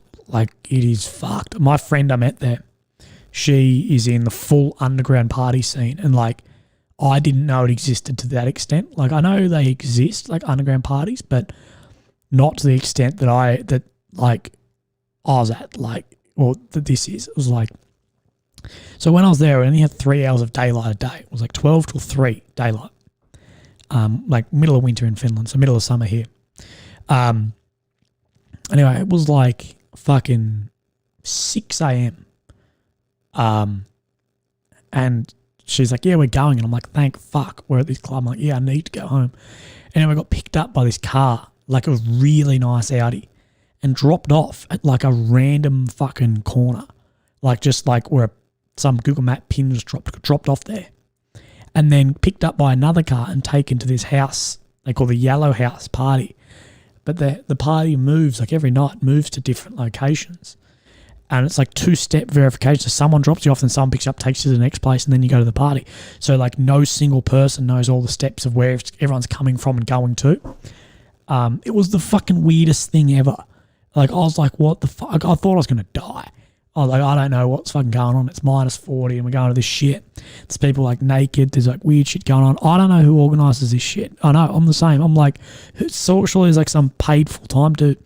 But they had like full on like at this party, although it was like a house party, underground house party, they had like employed DJs and people taking your coat at the front door and giving you like a coat slip and all this shit. So it's like, it is like properly organised, but it's so fucking weird. And if your question is how is it kind of dangerous, fucking oath it is dangerous. And it sounds incredibly organ harvesty. I know. It sounds like someone's going to cut me open and steal my fucking liver. Well, they wouldn't want my liver at that point. Maybe my kidneys. But yeah, it was fucking weird. I have seen Hostel, but yeah, it was a crazy, crazy time, and it's something that I'm like, I can't believe I actually experienced that. It was, and if I told you half of it, you wouldn't believe it. Maybe if you get me at a pub, or see me in person at a talk, I talk about some of the stories from that night, but not online. I don't want it recorded. But it was pretty fucking wild. It was very funny. It was some mafia shit. Maybe there's like a mad Finnish mafia. Finnish people are weird. Finnish people are like, although they'll be like, yeah, we're Europe. They're like, I guess, they're very similar. Like, they're very north, and it's almost like they've got that Russian crazy, but with that European money and sort of elegancy. It's fucking awesome. If you ever get the chance to go there, go there. I talk about it a lot, and all my mates take the piss and be like, "Oh, Willy, you've been to Finland, like just take the piss out of me." But like, honestly, it's like the most eye-opening thing ever. So, if you ever get to go there, fucking do that shit. Yeah, that was wicked. And then like I was there for a couple of days. Yeah, it was fucking. I'm just thinking of some of the shit, but yeah. And then me, Kessa, and Mary, these two girls who I met there, we ended up taking an overnight boat to Sweden to party as well. And we're on like this mad party fucking ship. Like it was a full-on like cruise ship. It was like a 16-hour ride or something. And so it was only one night. And that was fucking wild too. Nah, don't bother changing your Tinder there, mate. Just go there. I'll like you more. But yeah, we took this overnight cruise, drank like all night, rocked up at Sweden at like early in the AM. Went there and just fucking got on it again. I don't know how I used to do that. Like there was a time I was in Europe, I drank for like 26 nights straight or something before I had like a semi-sober night. And I was thinking back, I was like, fuck, I would die. I have like one night now and I almost fucking die. How good. Good fun. Right, what do you reckon? Take another piss? I'm going to post in the chat too.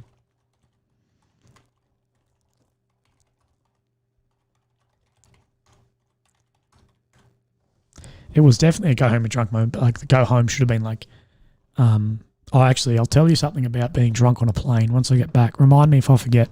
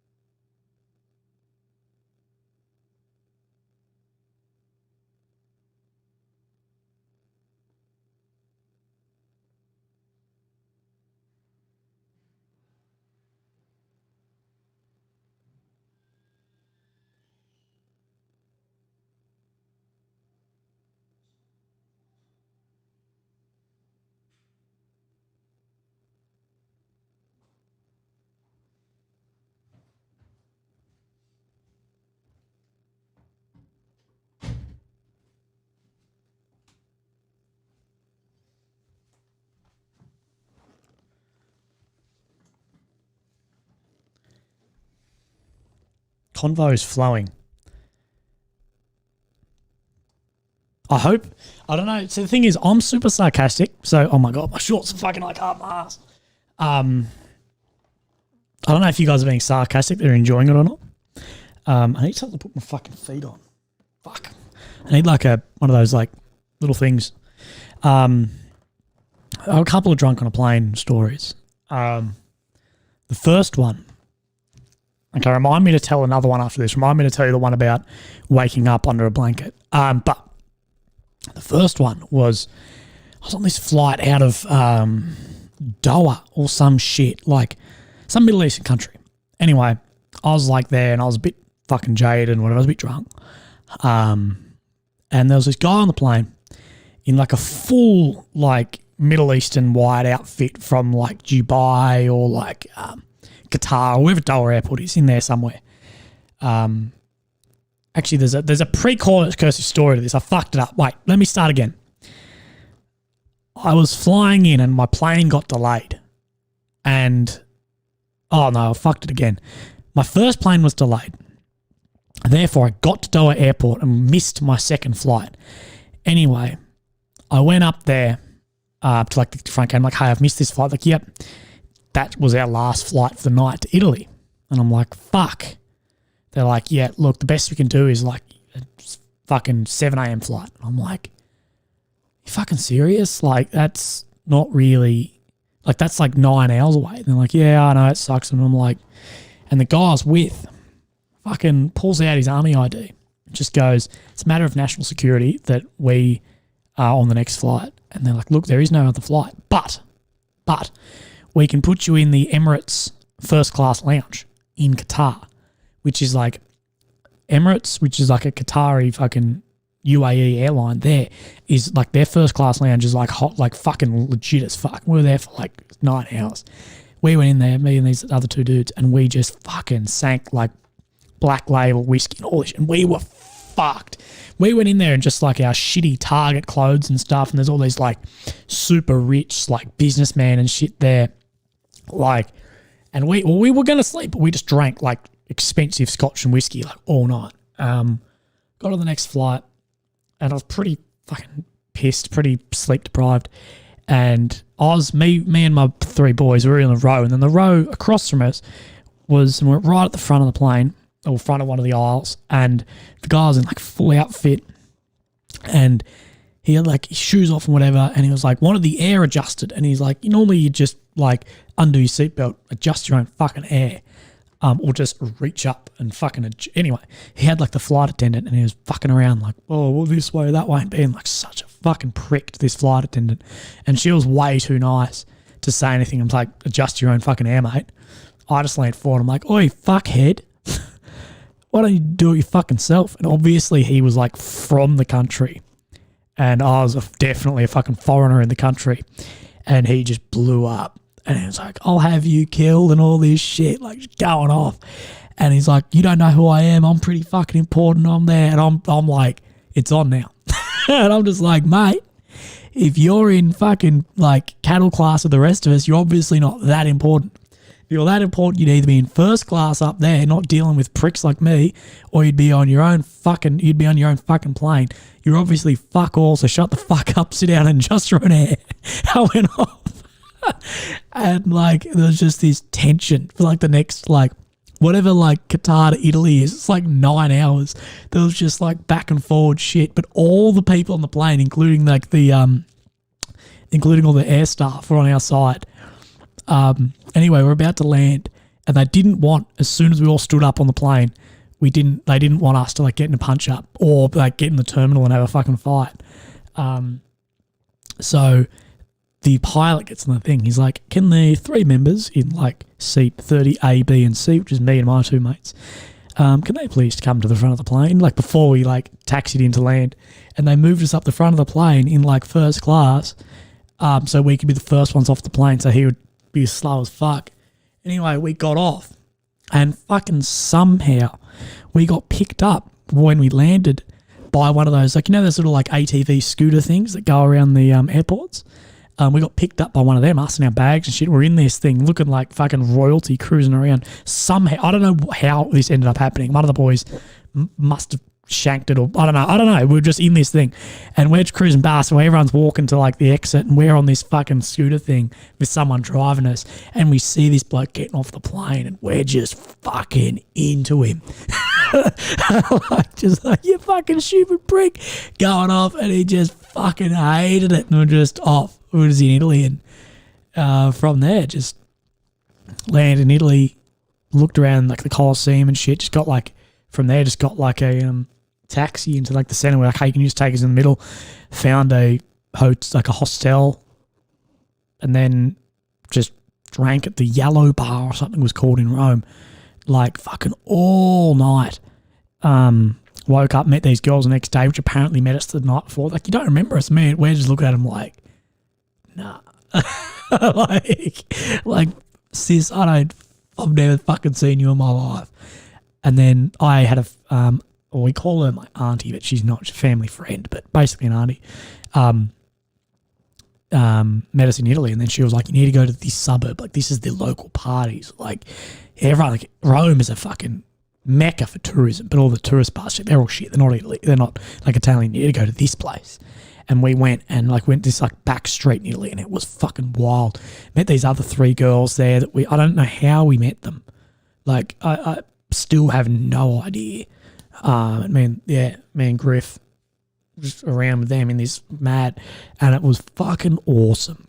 Like, a lot of people are like, oh, I went to Rome and it was shit. And I forgot what it was called. It was called like, I wouldn't even remember, because I definitely fuck it up and end up in Rome going, oh, you're a dickhead, Willy. But it was the best thing ever. Just fucking in Rome. But the second story about drunk on a plane was, I wasn't actually that drunk. I was just like, I just travelled Europe for like 6 weeks and I was in a bad way. Like, I was in a bad way. Like, I just had this accumulative hangover and I was so bad. Went out the night before and shit, and that'll work.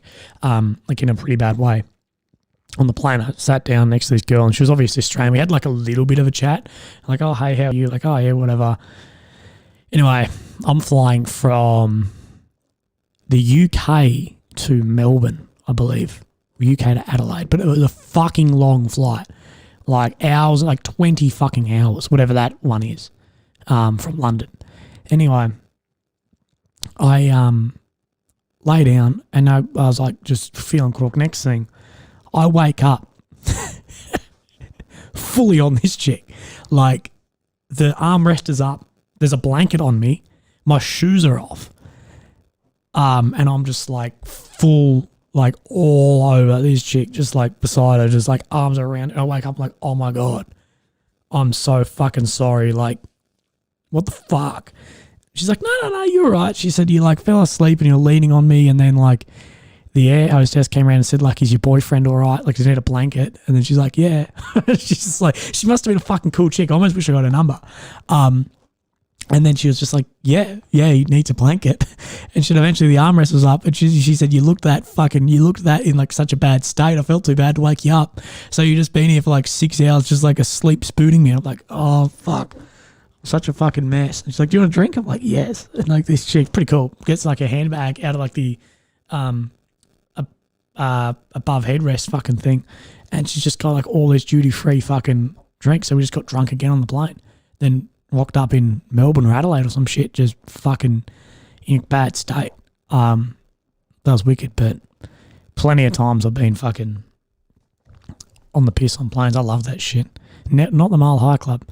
Yeah, it was definitely a missed opportunity. I've had like plenty of times it could have happened, but just no. Yeah, how fucking good.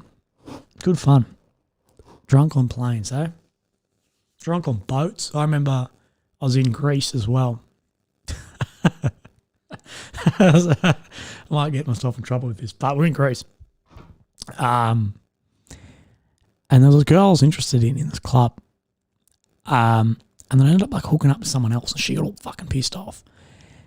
Push came to shove. Anyway, we ended up out in this jetty and we're in Mykonos. If anyone's been to Mykonos, it's like very rich Greek island. Like, there's those big fucking big super yachts and shit like that. Anyway, I'm there. She's like, I want to go on that yacht. She was pissed off. I'm like, yeah. I'm fucking like, yeah, I'm cool. So I pull this fucking, it must have been that big if I was pulling it, but I remember it was big. I was pulling in this boat by the rope. She stepped across, and like as she stepped across, I let the rope go, and it's like the boat floated back out in the tide, and I'm like, I got this. I'm in the fucking army. I've done like fucking obstacle crossings on rope before. So I was like, sweet. And then I'm like swinging under the rope, like fucking pulling myself along it. But little did I know, dumb me, if you've got a boat and a fucking jetty and a rope between it, if you put weight on the rope, the boat will just move in. Next thing, I'm just in the fucking water, just like dragging myself on this rope through the water, like, what the fuck? Pull myself up onto the boat. I'm just sat. Anyway, we're getting it on like the top of this yacht in like the little, at the very top deck part on yachts. I'm like getting it on, and I'm just like, oh my god, move. Just threw up fucking all over this like $1 million yacht in Greece, and I'm like, oh fuck. So we're like, we have to ditch this shit. Left. Then we're walking around Mykonos again. After that, just like a pretty bad way. And then somehow I flagged down some dude on a scooter, and we're 3 up on this scooter with some random dude. Like, we're at this hotel, but you had no idea what hotel we're at. It was one on the cliff because they fucked up our booking. Our booking never went through. So we were meant to stay at like some cheap hotel, but they fucked our booking and didn't have a room for us. But that cheap hotel chain also owns a really expensive hotel. And we ended up at this like 4.5-star one on these cliffs in Greece. I'm like, fuck yeah.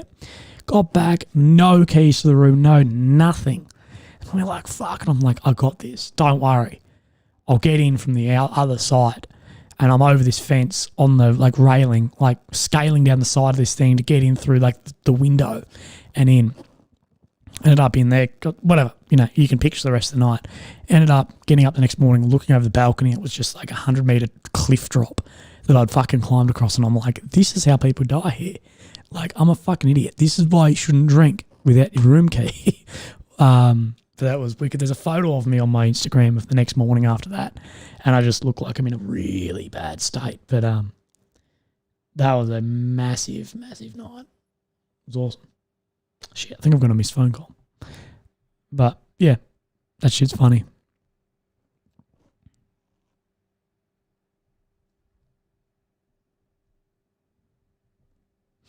I know. That was weird. Yeah, but I love that shit.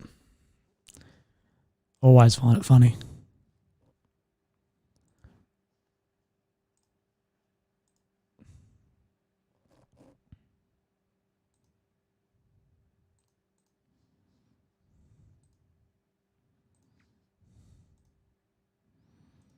Bro, all my like bullshit traveling is like some Ocean's 8 shit. Just bullshit of me trying not to fucking die. It's more like I get myself in trouble and then find out how I get myself out of it rather than prior plan. But it's awesome. It's the only way to go. Travel by yourself and do loose shit. It's fucking wicked.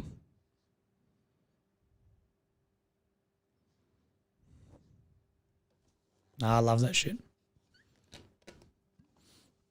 I could join the Army drones team, but I'd rather do my own thing.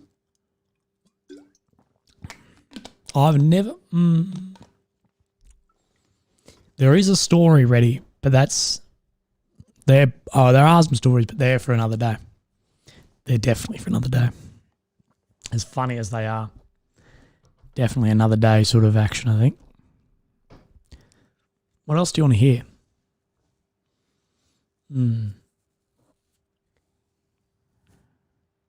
I don't even know what the word essays means.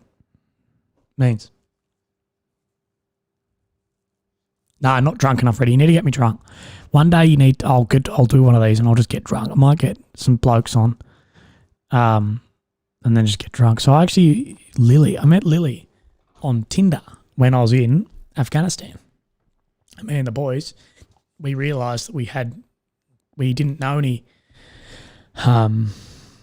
we knew no girls back in Australia. What the fuck? My Amazon orders being... Okay, don't worry. We knew no girls back in Australia. So we're in Afghan. We all bought Tinder Pro so we could swipe some girls back in Australia, meet some girls when we got back. And I actually, ended up matching Lily on Tinder in Afghan. And it was like, why the fuck does it say you're like 12,500 Ks away? I'm like, well, actually, she's like, oh, fucking bullshit. Like, she thought it was just some scammer. I'm like, add me on Snapchat. It's like, send it like, hey, this is actually me. I am Australian in Afghan. I've got a gun. It was, and then there was like a lot of shit after that. But yeah, all good fun. Yeah, you're the one I want to get drunk. But we've got to do a serious podcast first. I was actually thinking about that. You're going to be the first one to try out my new podcast setup to see if it's shit or not. You got to come over the next week or so, and we'll try and crack out a potty. It'll be really good. Talk some shit. I've got some whiskey. I'm trying to stay off drinking, but I enjoy it too much. Yeah, I know you're down. Let me. I'm trying to get it all finished tomorrow. I'm trying. I say. I don't know. I'll see. Try and get it finished tomorrow, and then I'll hit you up. Just got to get the sound right because that room, the new podcast room, is just so fucking echoey, man. So yeah, these mics should be all right. You know, they're pretty high end, pretty close. Like you need to be very close to them to get any sound. I'll be able to adjust it a little bit on my soundboard, but I just want to get it right because it deserves to be good quality and whatever. So yeah, we'll have to see, but hopefully it's good to go.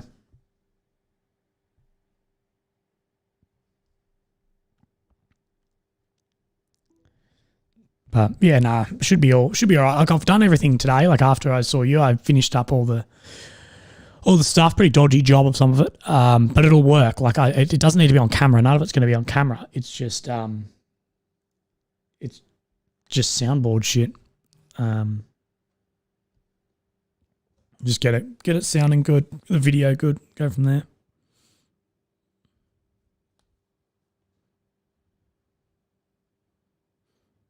Oh. Yeah. I need a new topic to talk on because I'd like to get doing this is the best way because as you guys know,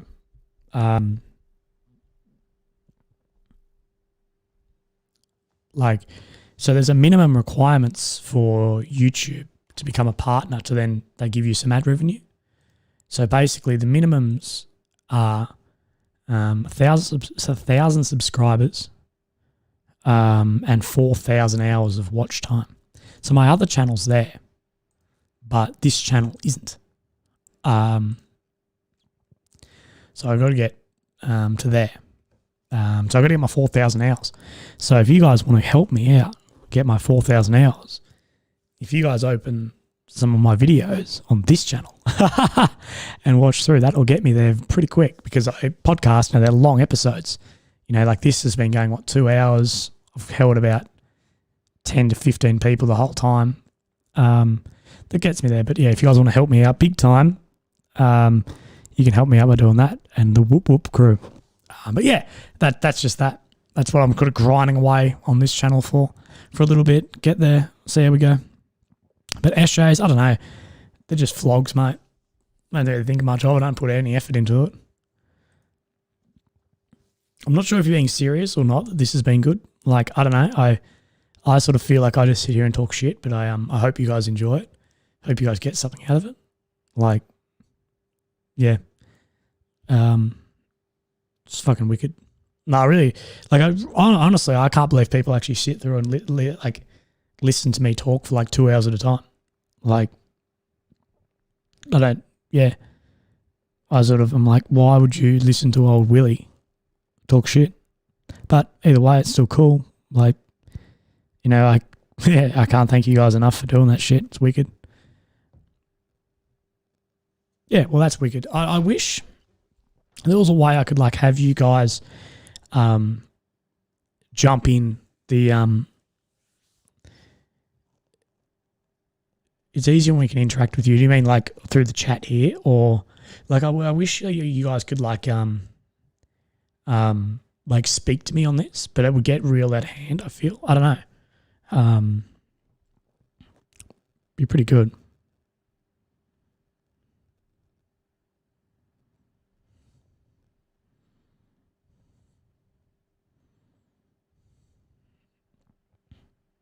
Sorry, I'm just doing a post.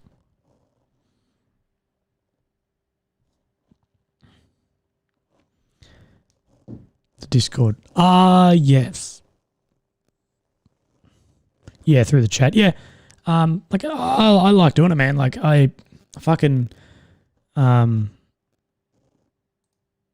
it's good fun. Like I honestly enjoy having like a more like one-on-one chat. And to be honest, with like, you know, we're what do you get, 10 or 11 people currently, it's like really easy to keep it going. Like like it feels like a one-on-one. Like it feels like, you know, I recognize the names and the people and whatever. Yeah, it's good fun. It's really good fun.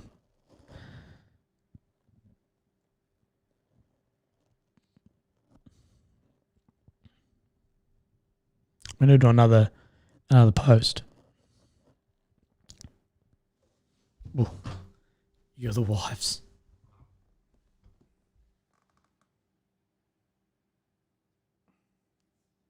Oh, I had to fuck the photo, lads.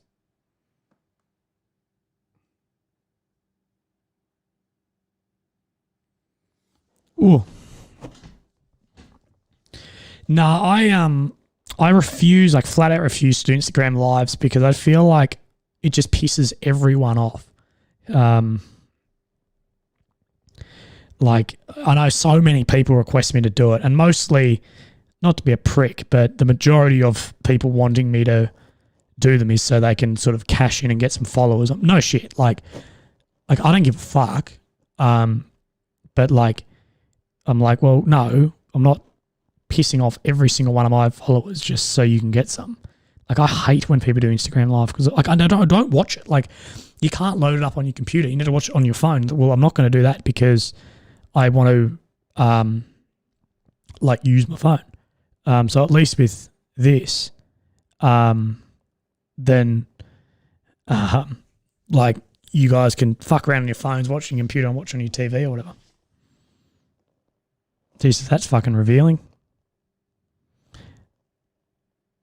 But yeah. Sorry, I'm doing some shit. Yeah, it would be good to have Mick on my brother on the podcast. Maybe next time he's over, sit down and have a yarn. Pretty funny.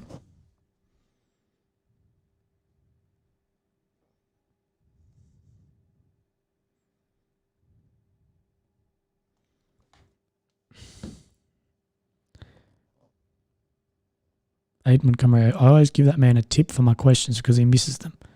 Maybe he doesn't on purpose. Wait, which one did I miss? Me and Lou, which one did I miss? T with the Willies. Yeah, imagine that.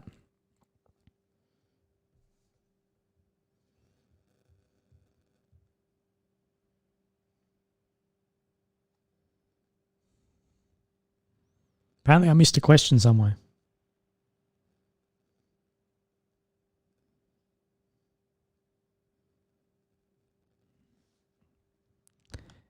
Dean Caswell.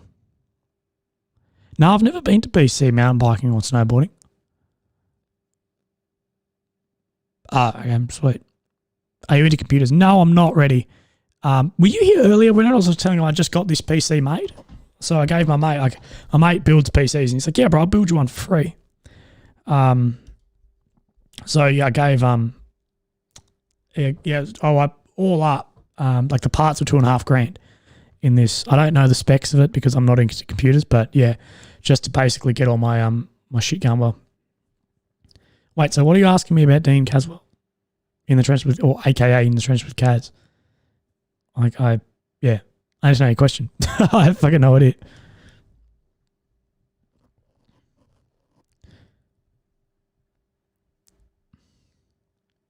But yeah, like it's real good, man. This new computer, like I'm fucking color grading all my shit faster and whatever.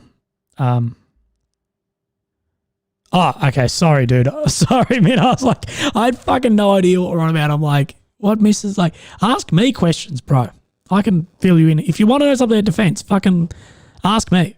And and I'll try and fill you in, or I'll steer you in the right-ish, I'll say ish, right-ish direction for shit. Right-ish. Maybe not right.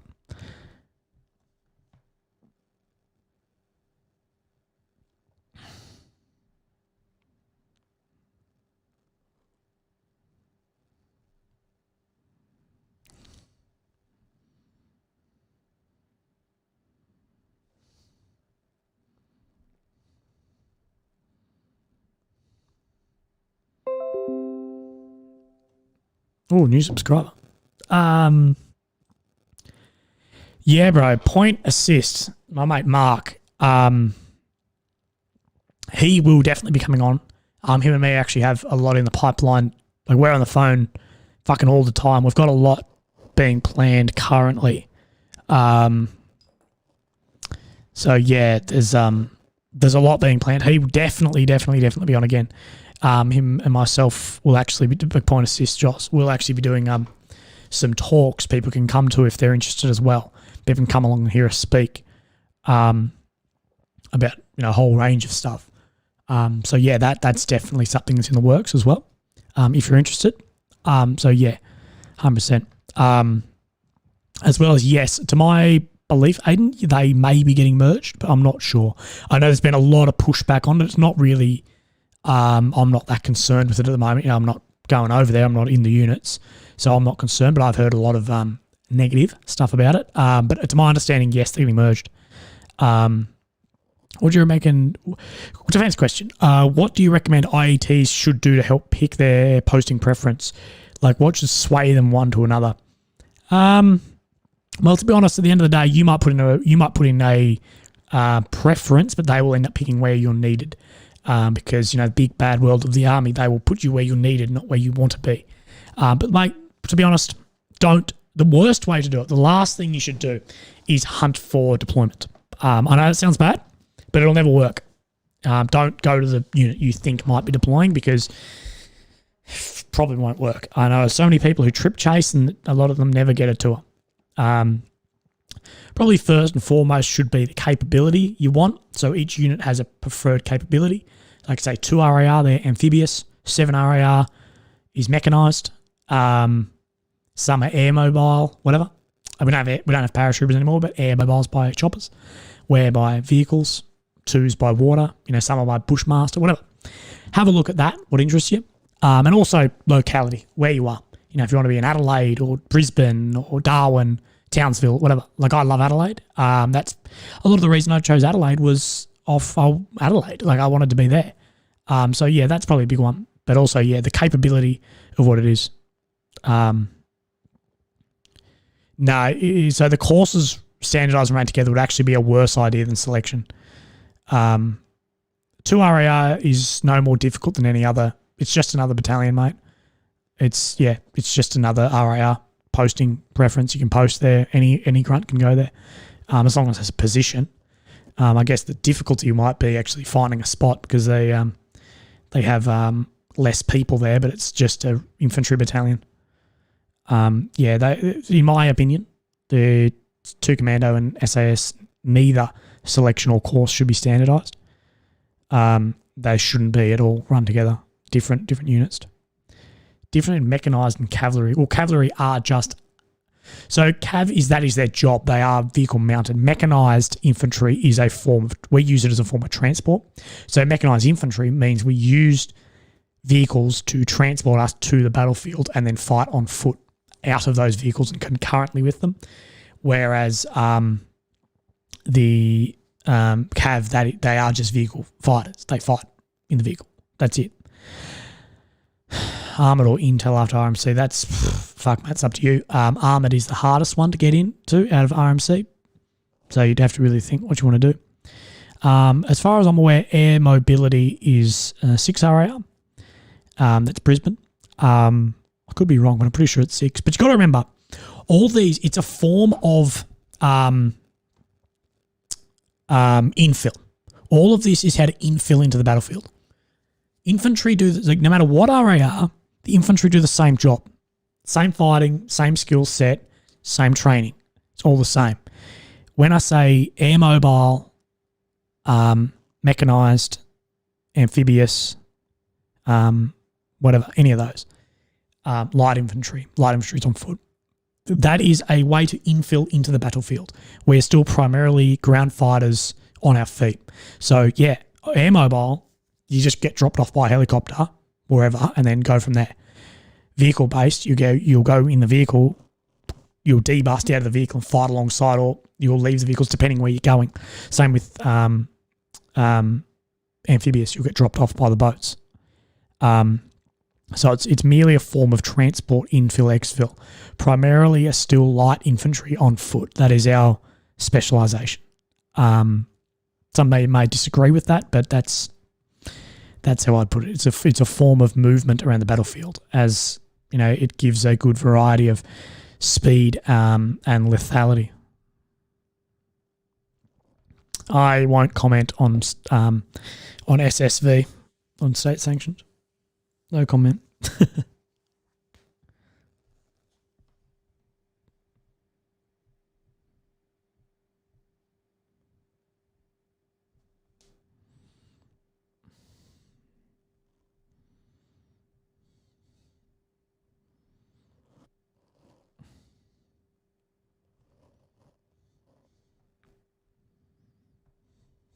Yeah, it's fair. Maybe I'll give you an opinion one day. In about 2 months, I'll give an opinion for you.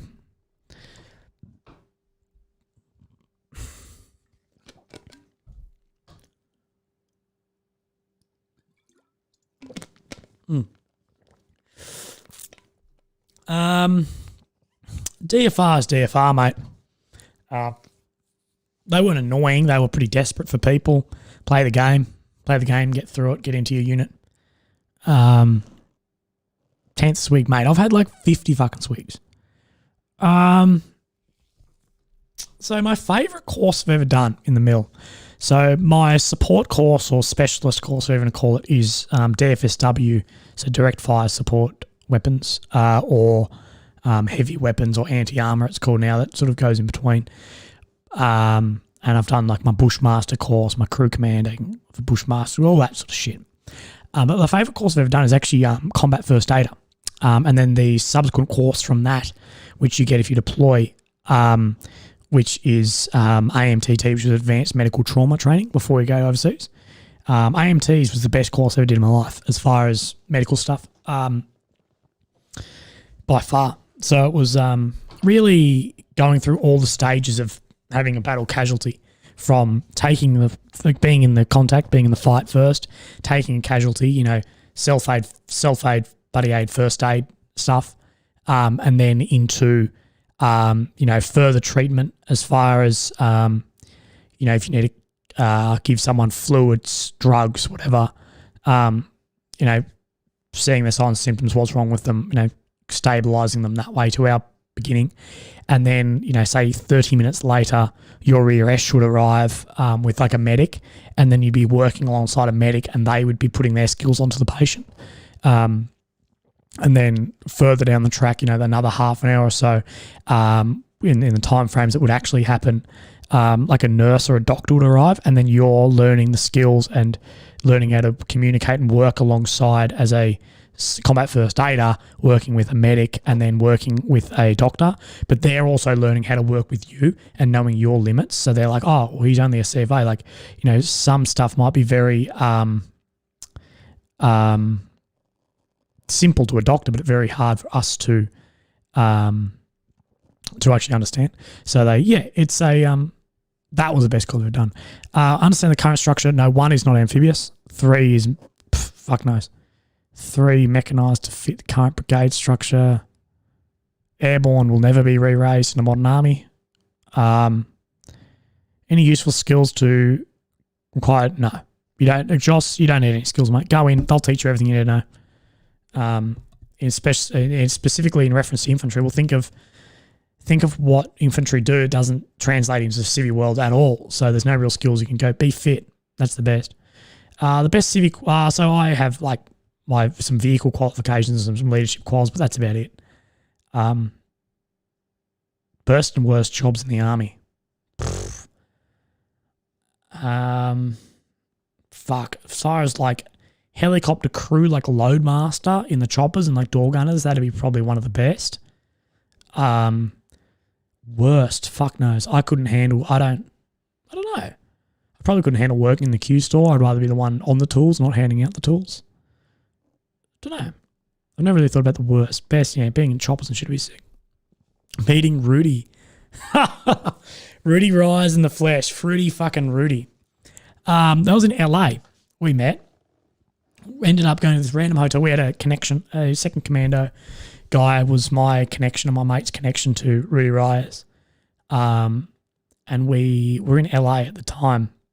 And went across to this hotel, met Rudy. And he was like, nah, boys, I've got a tab. My card's behind the bar. Anything you want, food, drink, whatever. And we drank pretty heavily that night with him. And then we went into Beverly Hills and drank.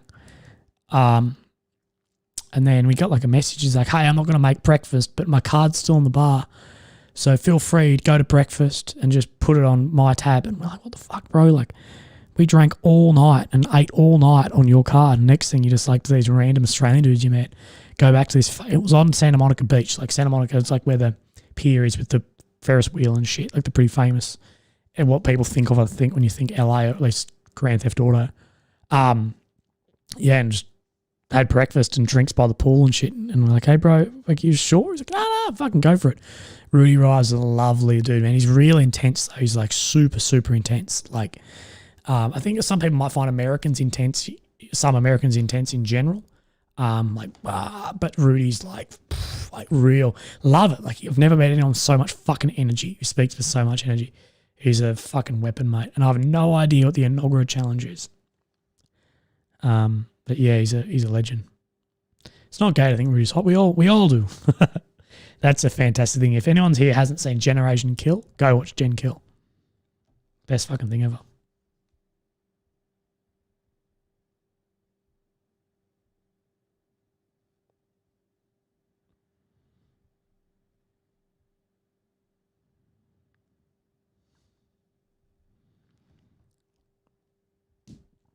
Traditions. Yeah, it's so good. Not many traditions. I don't know. There's some weird ones. I can't even think of any. Good shit, though. I'm out. See you, dudes. See you, Richard.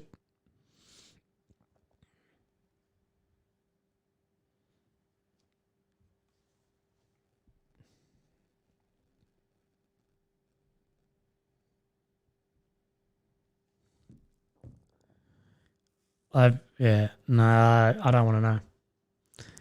See you, bro.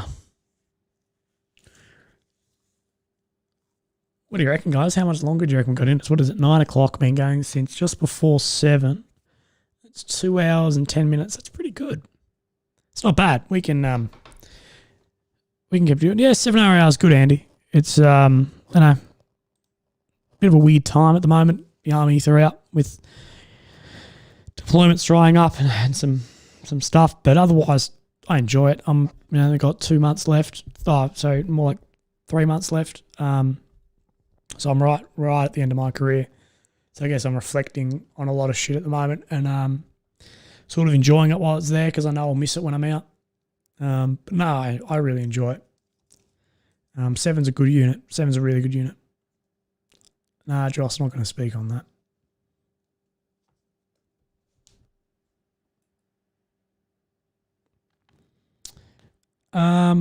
Mate, the army's there for that reason, Aiden. That'll always be a thing.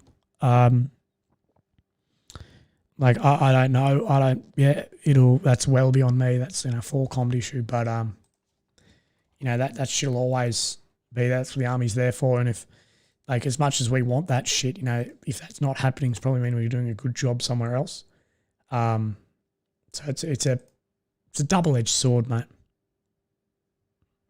Truly, truly is.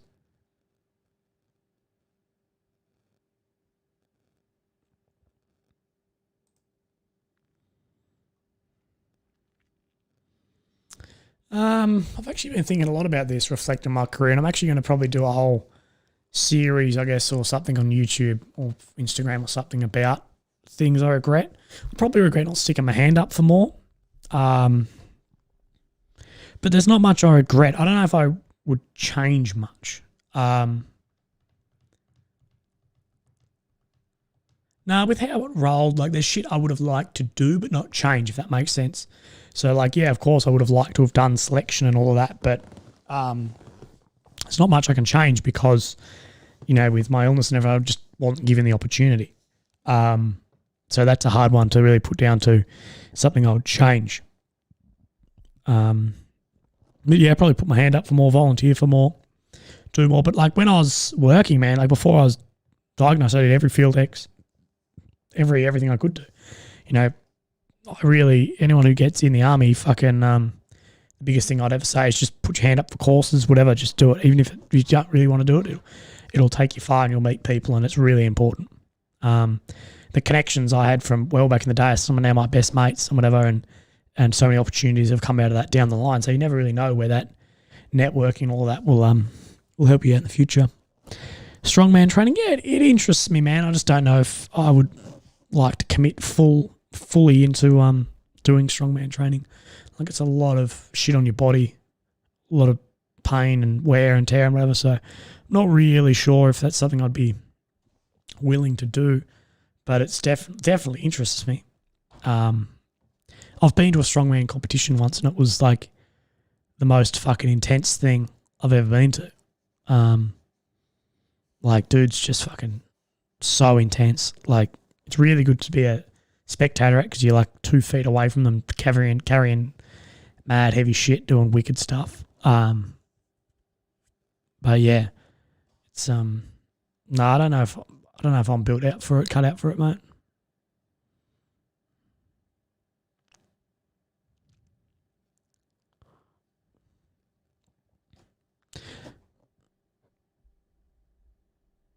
I got a mate turn between Agi or Inf. I would say because I haven't been in the job, but he was working in the RAF base and seeing both sides. What's your thoughts? Infantry. Agis are not combat soldiers. They're guards. They're a glorified fucking security guard. Well, they are. It's airfield security. Like, it's not a bad job. You know, the guys, you know, pretty happy in it. They do some shooting or whatever, but at the end of the day, you're never going to be a combat frontline soldier. You're going to be checking the boys' IDs when they come into a base. Like, that's the honesty about it. It's not a bad job. You know, they get lots of time away. You know, they spend probably more time in Afghan and shit than us. But there's time in Afghan and there's time in Afghan. They will never see the outside of the wire. They're not allowed to be outside the wire. It's like no more than 50 metres or some shit. So, depends. Depends what you want to do. Earn a hat badge. Be a grunt.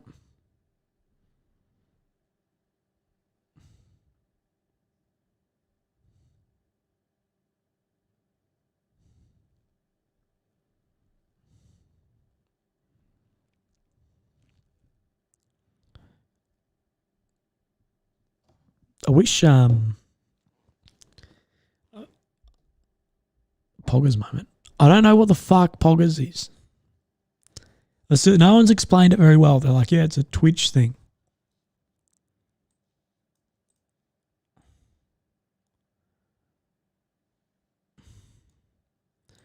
Enlisted. Black Berets are as cool as Green Berets. It's in the Discord. I don't know the Discord.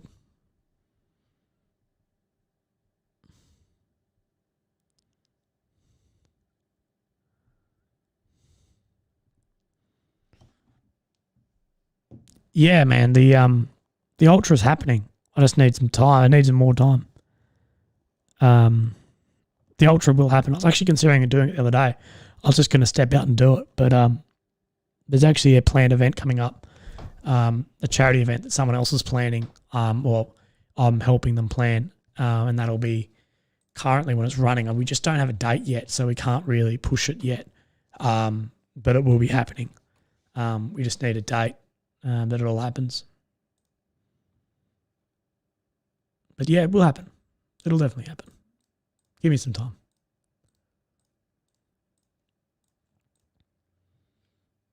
A Pog is like saying, fuck yeah. Fuck yeah.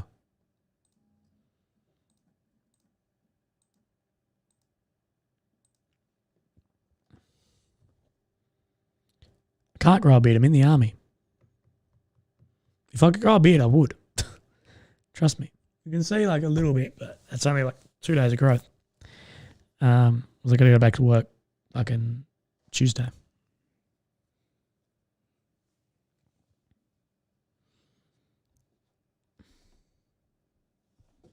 Who's sending me shit? Jay. Jesus. I do not have that much effort to read that. No, anytime, bro. I won't give thoughts on political issues. It's not my place.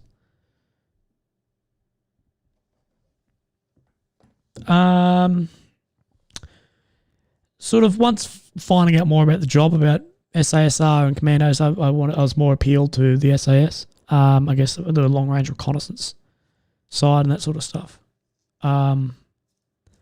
Yeah, assault pioneers isn't a job. A pioneer is just infantry with a qualification. And they're not their own thing. Yeah, mate, I was always going for SAS, not commandos. Traveling, I'd travel to Mexico. I'd love to go to Mexico. One of the YouTubers I follow, Bald and Bankrupt. If you haven't seen Bald and Bankrupt, yeah, he's in Mexico at the moment. I'd love to go there. It'd be wicked.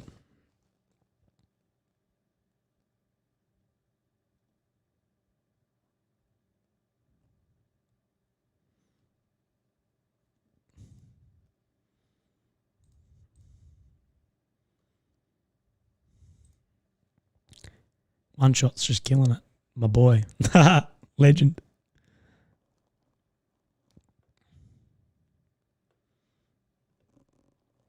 I feel like I might need another coffee. Dude, B&B just don't give a shit. Sometimes he'll go wherever. What? B&B. B&B. Fuck knows. F-88, great weapon. F-88 cops a lot more shit than it should. It's better than people think. People are just M4 fanboys. That's all they want. But they're just, yeah. Oh, B&B, Bald and Bankrupt. Yeah. Bro, and Slave the Chills, bro, Bald and Bankrupt is like, he's a fucking legend. That's what I want to do. He actually is military background, bro. He's like fucking, he mentioned it the other day and he's like, I won't talk about it. But he was like, British Army intelligence or some shit. And I sort of feel like with his language skills and whatever, he might be like more hardcore than we think.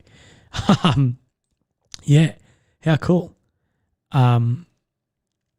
But yeah, man, he's like one of the primary like influences for how I want my YouTube and shit to end up. A bit more cinematic, I think, than his. Like I'd rather have a bit higher quality and whatever. But yeah. Yeah, imagine if he was secretly some special ops dude, but he's deep cover behind a YouTube fucking wall. That'd be cool. Hey, no, he's a legend, man. He's so good.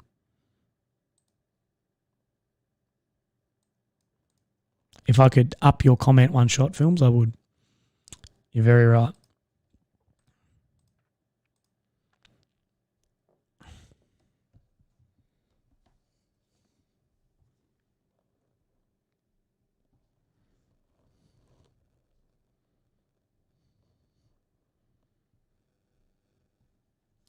That's everyone's fucking cousin was, oh, my cousin was going to be SAS, but never, oh, he tore. That's just bullshit. I'm not saying yours is, but like there's always someone who's, oh, my dad's uncle's mate's SAS. There's very, very few people who actually are, and those who are won't say that they are. It's a really weird thing. If anyone ever tells you and they're in the SAS, they're not, and they never have been. Unless you're like on the, you're on there in a circle, I guess. Then it might be a bit different. Yeah, that's fair. Old 2-2 SAS in Britain.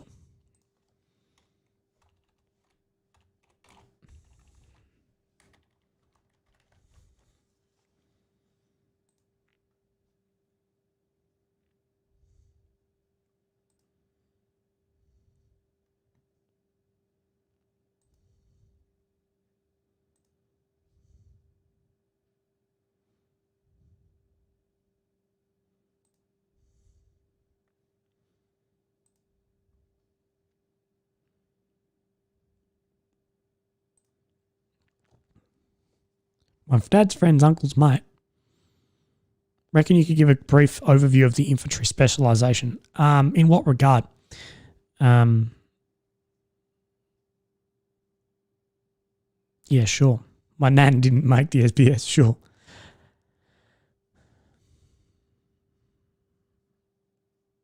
Oh, yeah, so he wasn't actually going. So people who are like, I was going SAS, but I wasn't gonna. No, so you can be support, but you're never in it. You're posted to the unit, but you're not in the SAS unless you've done selection Rio and you wear the fucking hat badge. The rest are just support. People can. They still need fucking. They still need people to hand them weapons and drive them around, but they're not in it. They're posted to the unit. They don't wear the badge. So the infantry specialisation. So once you're in the infantry, primarily once you're a private proficient, so 12 months in the unit, you can then get a support, what we call support courses or specialist course. So you can be like pioneers, which is like breaching and shit, mortars, which I'm sure you know what a mortar is, signalers like radio operators, heavy weapons, snipers, or reconnaissance. They're the specialist calls you can do. Then you get posted into the unit. So if you do snipers course, you do well, and they like you, you can get put into the sniper cell, and you're a sniper in the infantry, but you're still an infantry soldier. Just specializations. So like I'm heavy weapons is my specialty, and then there's guys who do breaching and mortars and whatever. So most guys by the end of the career will have a specialty qual. Yeah, man, there's heaps of stolen valor in Australia. We just don't take it as seriously. Yes, there's a massive difference.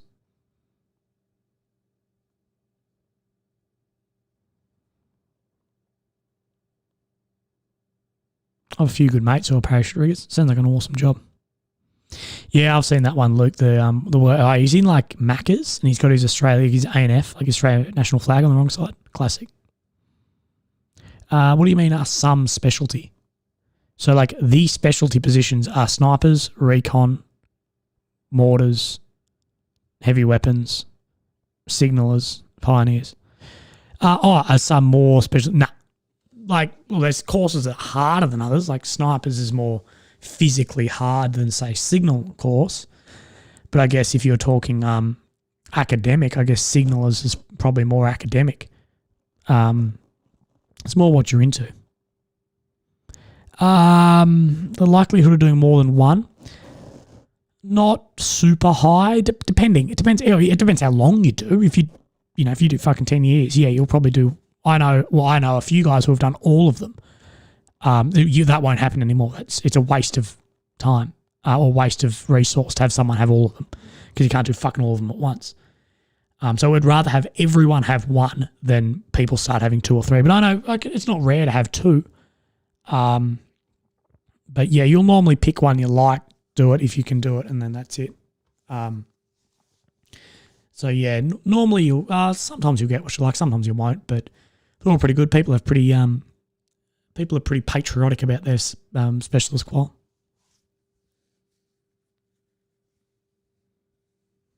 I guess the harder ones to get into the position because there's less. So like there are less snipers. There are less snipers than like DFSW platoon, but yeah. But yeah, it's not snipers recon. Yeah, well, they call themselves RS platoon, recon snipers platoon. Very similar in ways. Yeah, I did want to do snipers course, but it just didn't happen for me. But I it's not something I regret not doing, I guess, as well.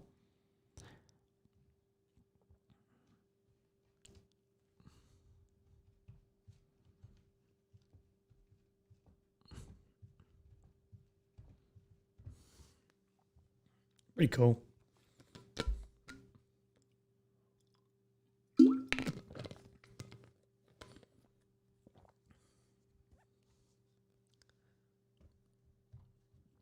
Yeah, well, one shot you got to get in the unit, get some time under you, and then put your hand up. It'll come around, put your hand up for it. Depends. More junior guy, more likely to get more orders over recon. It really depends on your fitness too. Very fit need to be recon, but both fantastic. Recon are very patriotic about what they do. Do a good fucking job of it too. 6'3" recon.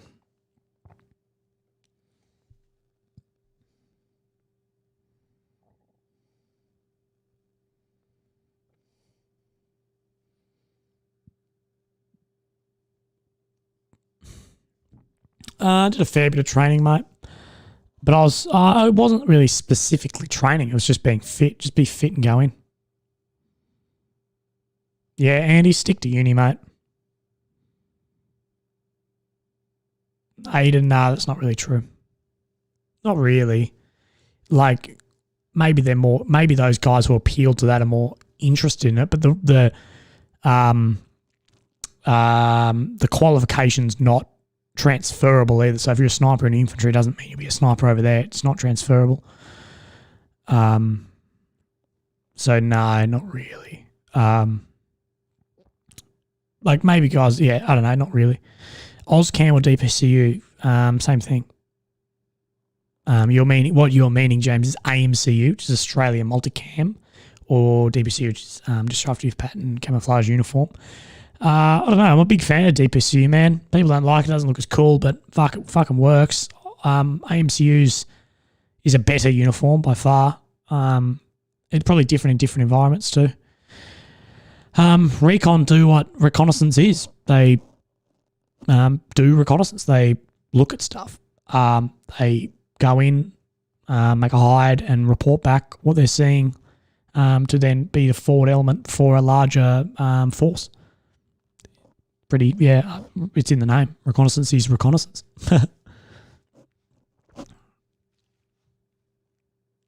Thank you, Enslave the Turtles, mate. Really appreciate that. Yeah, I know Jake Matthews pretty well. Yeah, he graduated Kapuka a while back, going through reserve grunt training. Pretty good dude. I'm going to go take a piss. I'll be back.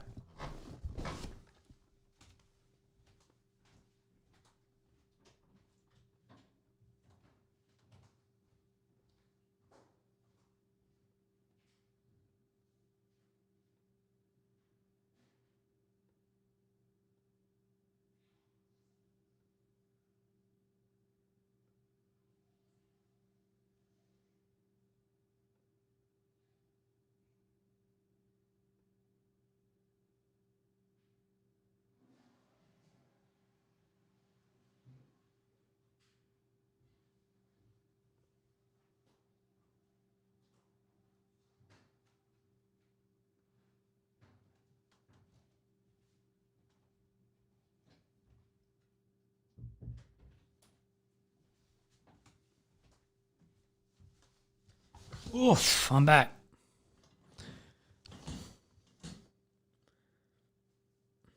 Willy, do you reckon is a baseline in terms of fitness before going for infantry? What do you reckon the baseline is?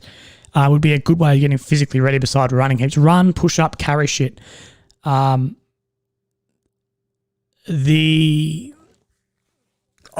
would say the baseline, mate, you want to run to 2.4 under 10 minutes 30, 60 push-ups, and your 100 sit-ups, maybe 5 pull-ups. That's what I'd probably prefer someone to come in with. But if you can run and carry shit, you'd be fine in the infantry. What's first 6 months in the unit like? Training, learning, or just the environment? You're just there, mate. You're a soldier. You're a fucking qualified soldier. You're doing the job. It's eye-opening. You'll do some shit you haven't done before. It'll be like, holy fuck. Sometimes you do in the headlights, but it's good fun. Get into it. ACU is better in cover, but as soon as you step out in the open, you're much more visible. Sure.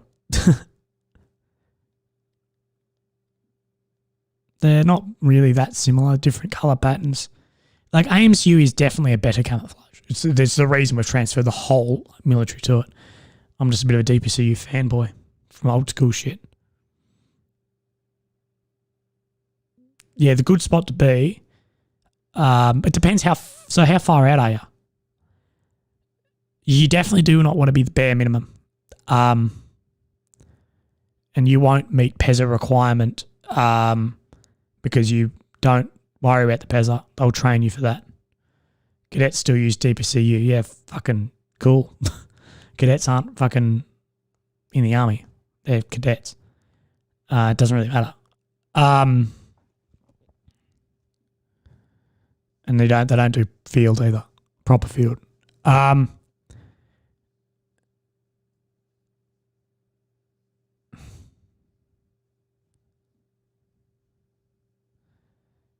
Yeah, but they're not training to actually like do shit.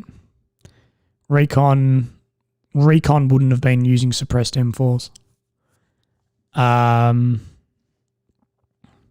What was I answering? A good fitness level, mate. You probably want to be at like under 11 minutes on the 2.4 run, 50 or 60 push-ups, and your sit-ups will be fine. Just run and carry shit, mate. You'll pass it if you're fit. Just be fit. I know that sounds stupid, but like, don't carry too much weight. Don't be too skinny either. Like, you still want a little bit on you because you want something to last. So, yeah, just work, man. If you just go to the gym, run a bit. It's no specific. It's just you need to be very it's just all round, bro, because you'll do everything. Who am I talking to? Luke Tian.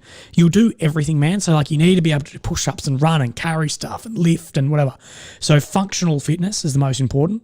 Don't injure yourself. Just do not, like, that's the biggest thing. Just stay away from shit where you can injure yourself. I wouldn't recommend things like CrossFit, whatever. Like, yeah, it's fantastic, good fitness, whatever, but you're really prone to injury. Carry stuff, run, do some push-ups, you'll be right. They will get you fit if they need to. But yeah, Recon wouldn't have been using suppressed M4. They would have been using F88. If they were using M4s, they were doing simunition training, not live. Depends how fit you are before going to Kapuka. Got to remember, Kapuka is baseline army. They need to get everyone to a standard. So yeah.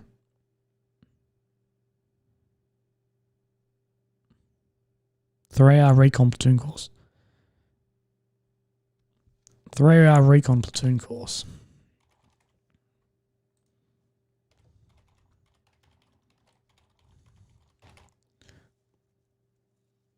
Let me have a look.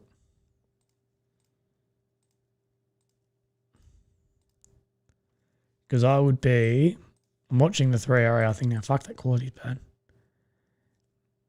That looks M4-y. Might be a HK. Oh, that's an M4. Yeah, I don't know why they're using M4s.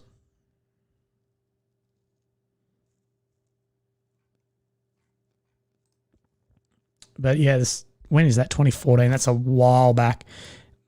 So maybe that was before I was in 14, but not really in the units. I know now they won't use anything other than AF88s. There might be some back then. There might have been some M4s floating, but that's about it.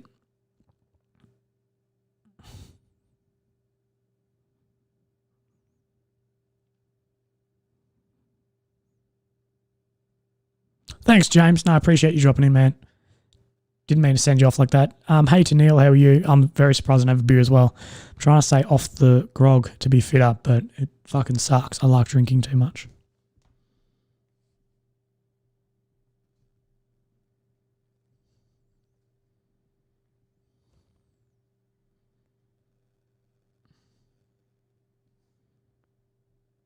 Oof, someone put up food on their Instagram. Fuck yeah.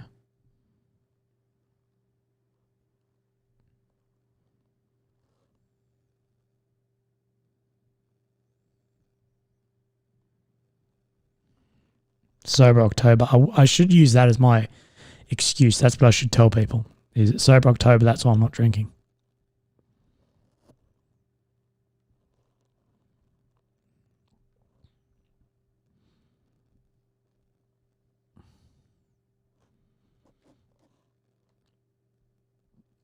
Well, boys, I don't think I'm too far off. I'm fucking hungry. I've got a steak to cook, but I don't know if I can be bothered now. It's a bit late, isn't it?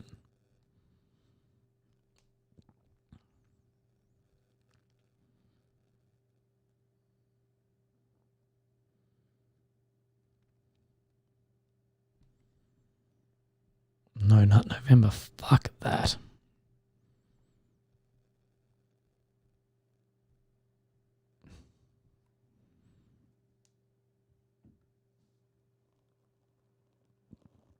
Yeah, nah, look, Luke, It's sort of like I was saying earlier, Luke. I'm not sure if you're around. You can either be fit and just get by, or you can just be tough, mate. Like I know, yeah. Like just grit your fucking teeth. I know that might sound simple. I know it's simple to say, but you know, Singo's hard. It's harder than I think a lot of people think too. They go there and they expect to cope better than it is. But you be right. Just grit your teeth, look at the ground, and just keep fucking going, and you'll be fine. Like I have no doubt, mate. You'll be fine. If it's what you really want to do, have a bit of drive, bit of whatever. Singo's not what it used to be either. I know everyone fucking says that, but it's not. The gates to get through and are just not as hard anymore. But you probably that makes me sound like an old prick, but like the gates to get through may not be as hard, but you'll develop better skills. So it's probably all around better. So yeah, just make sure you grit your teeth, mate, get through it. You'll be right. Like you'll be honestly fine, bro. Don't worry too much about it.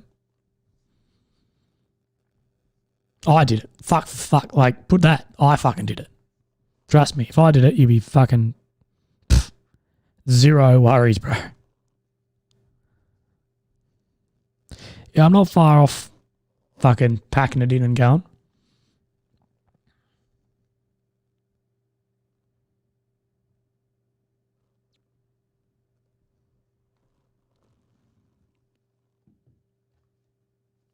Yeah, does anyone else have anything else?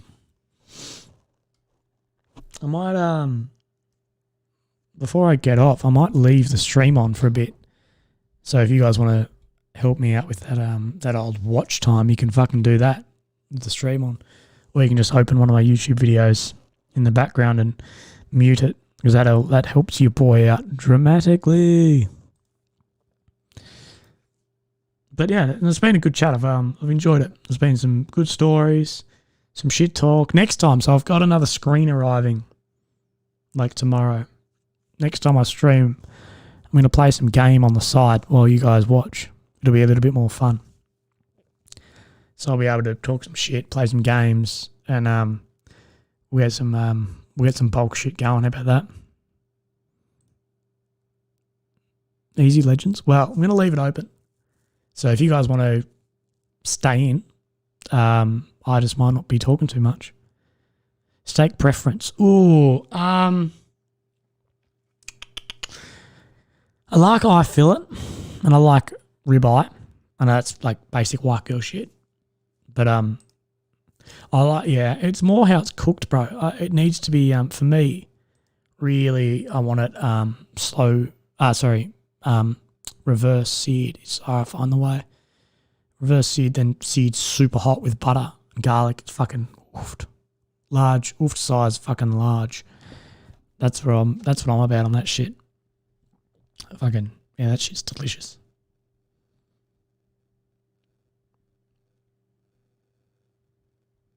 Chicken better than steak. I probably eat more chicken than steak. Probably find a little bit easier to eat a lot of. I can't eat lamb. I fucking hate eating lamb. I don't know why. I'm like, yeah, I just can't do it.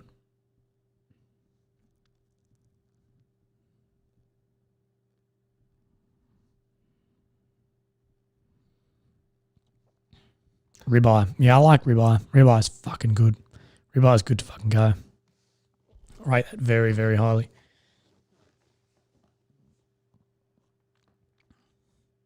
So you guys enjoying new... So have you listened to... Who has listened to the new podcast?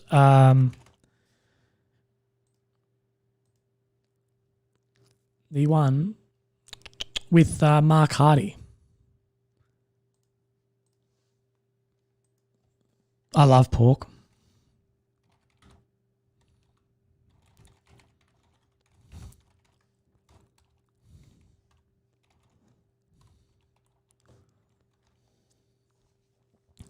Yeah, Mark Hardy's podcast. I just chucked the link up.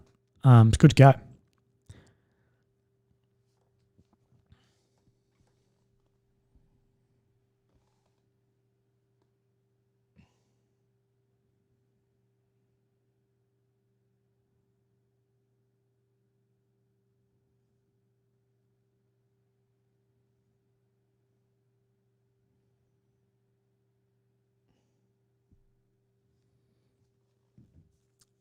Okay, any questions, any whatever? I might leave it open if you think of anything, and I'll come back in 10 minutes and have a fucking squiz. We'll see. I'm getting pretty tired. I've been streaming, 2 hours and 40 minutes, and I've just been, talking, so that's a fair bit. Should not be, actually, playing a game and streaming or some shit. It's a fair bit. That's a lot, actually. I'm somewhat impressed with myself, I shall say.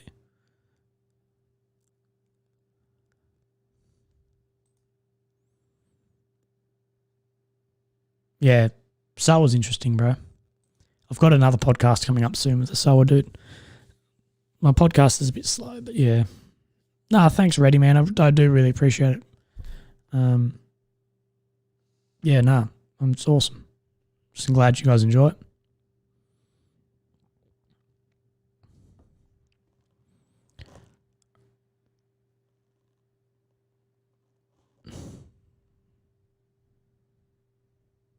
Yeah, man, he's a really cool dude. It's pretty hard. A lot just goes wrong. When's the next stream? I don't know, man. I don't know how often I should stream. I don't know how often I can talk the same stuff. I don't know. I get so many. There's been 200 people. I've kept 10 viewers throughout, but 10 to 15, but I've had 200 come in and out. So I don't know. I might need to change it up a bit, make it a bit more interesting. I just don't know. But soon, hopefully. I'll do one every so often. I'll keep you on your toes, I guess.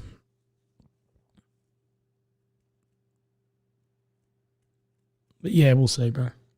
We'll see.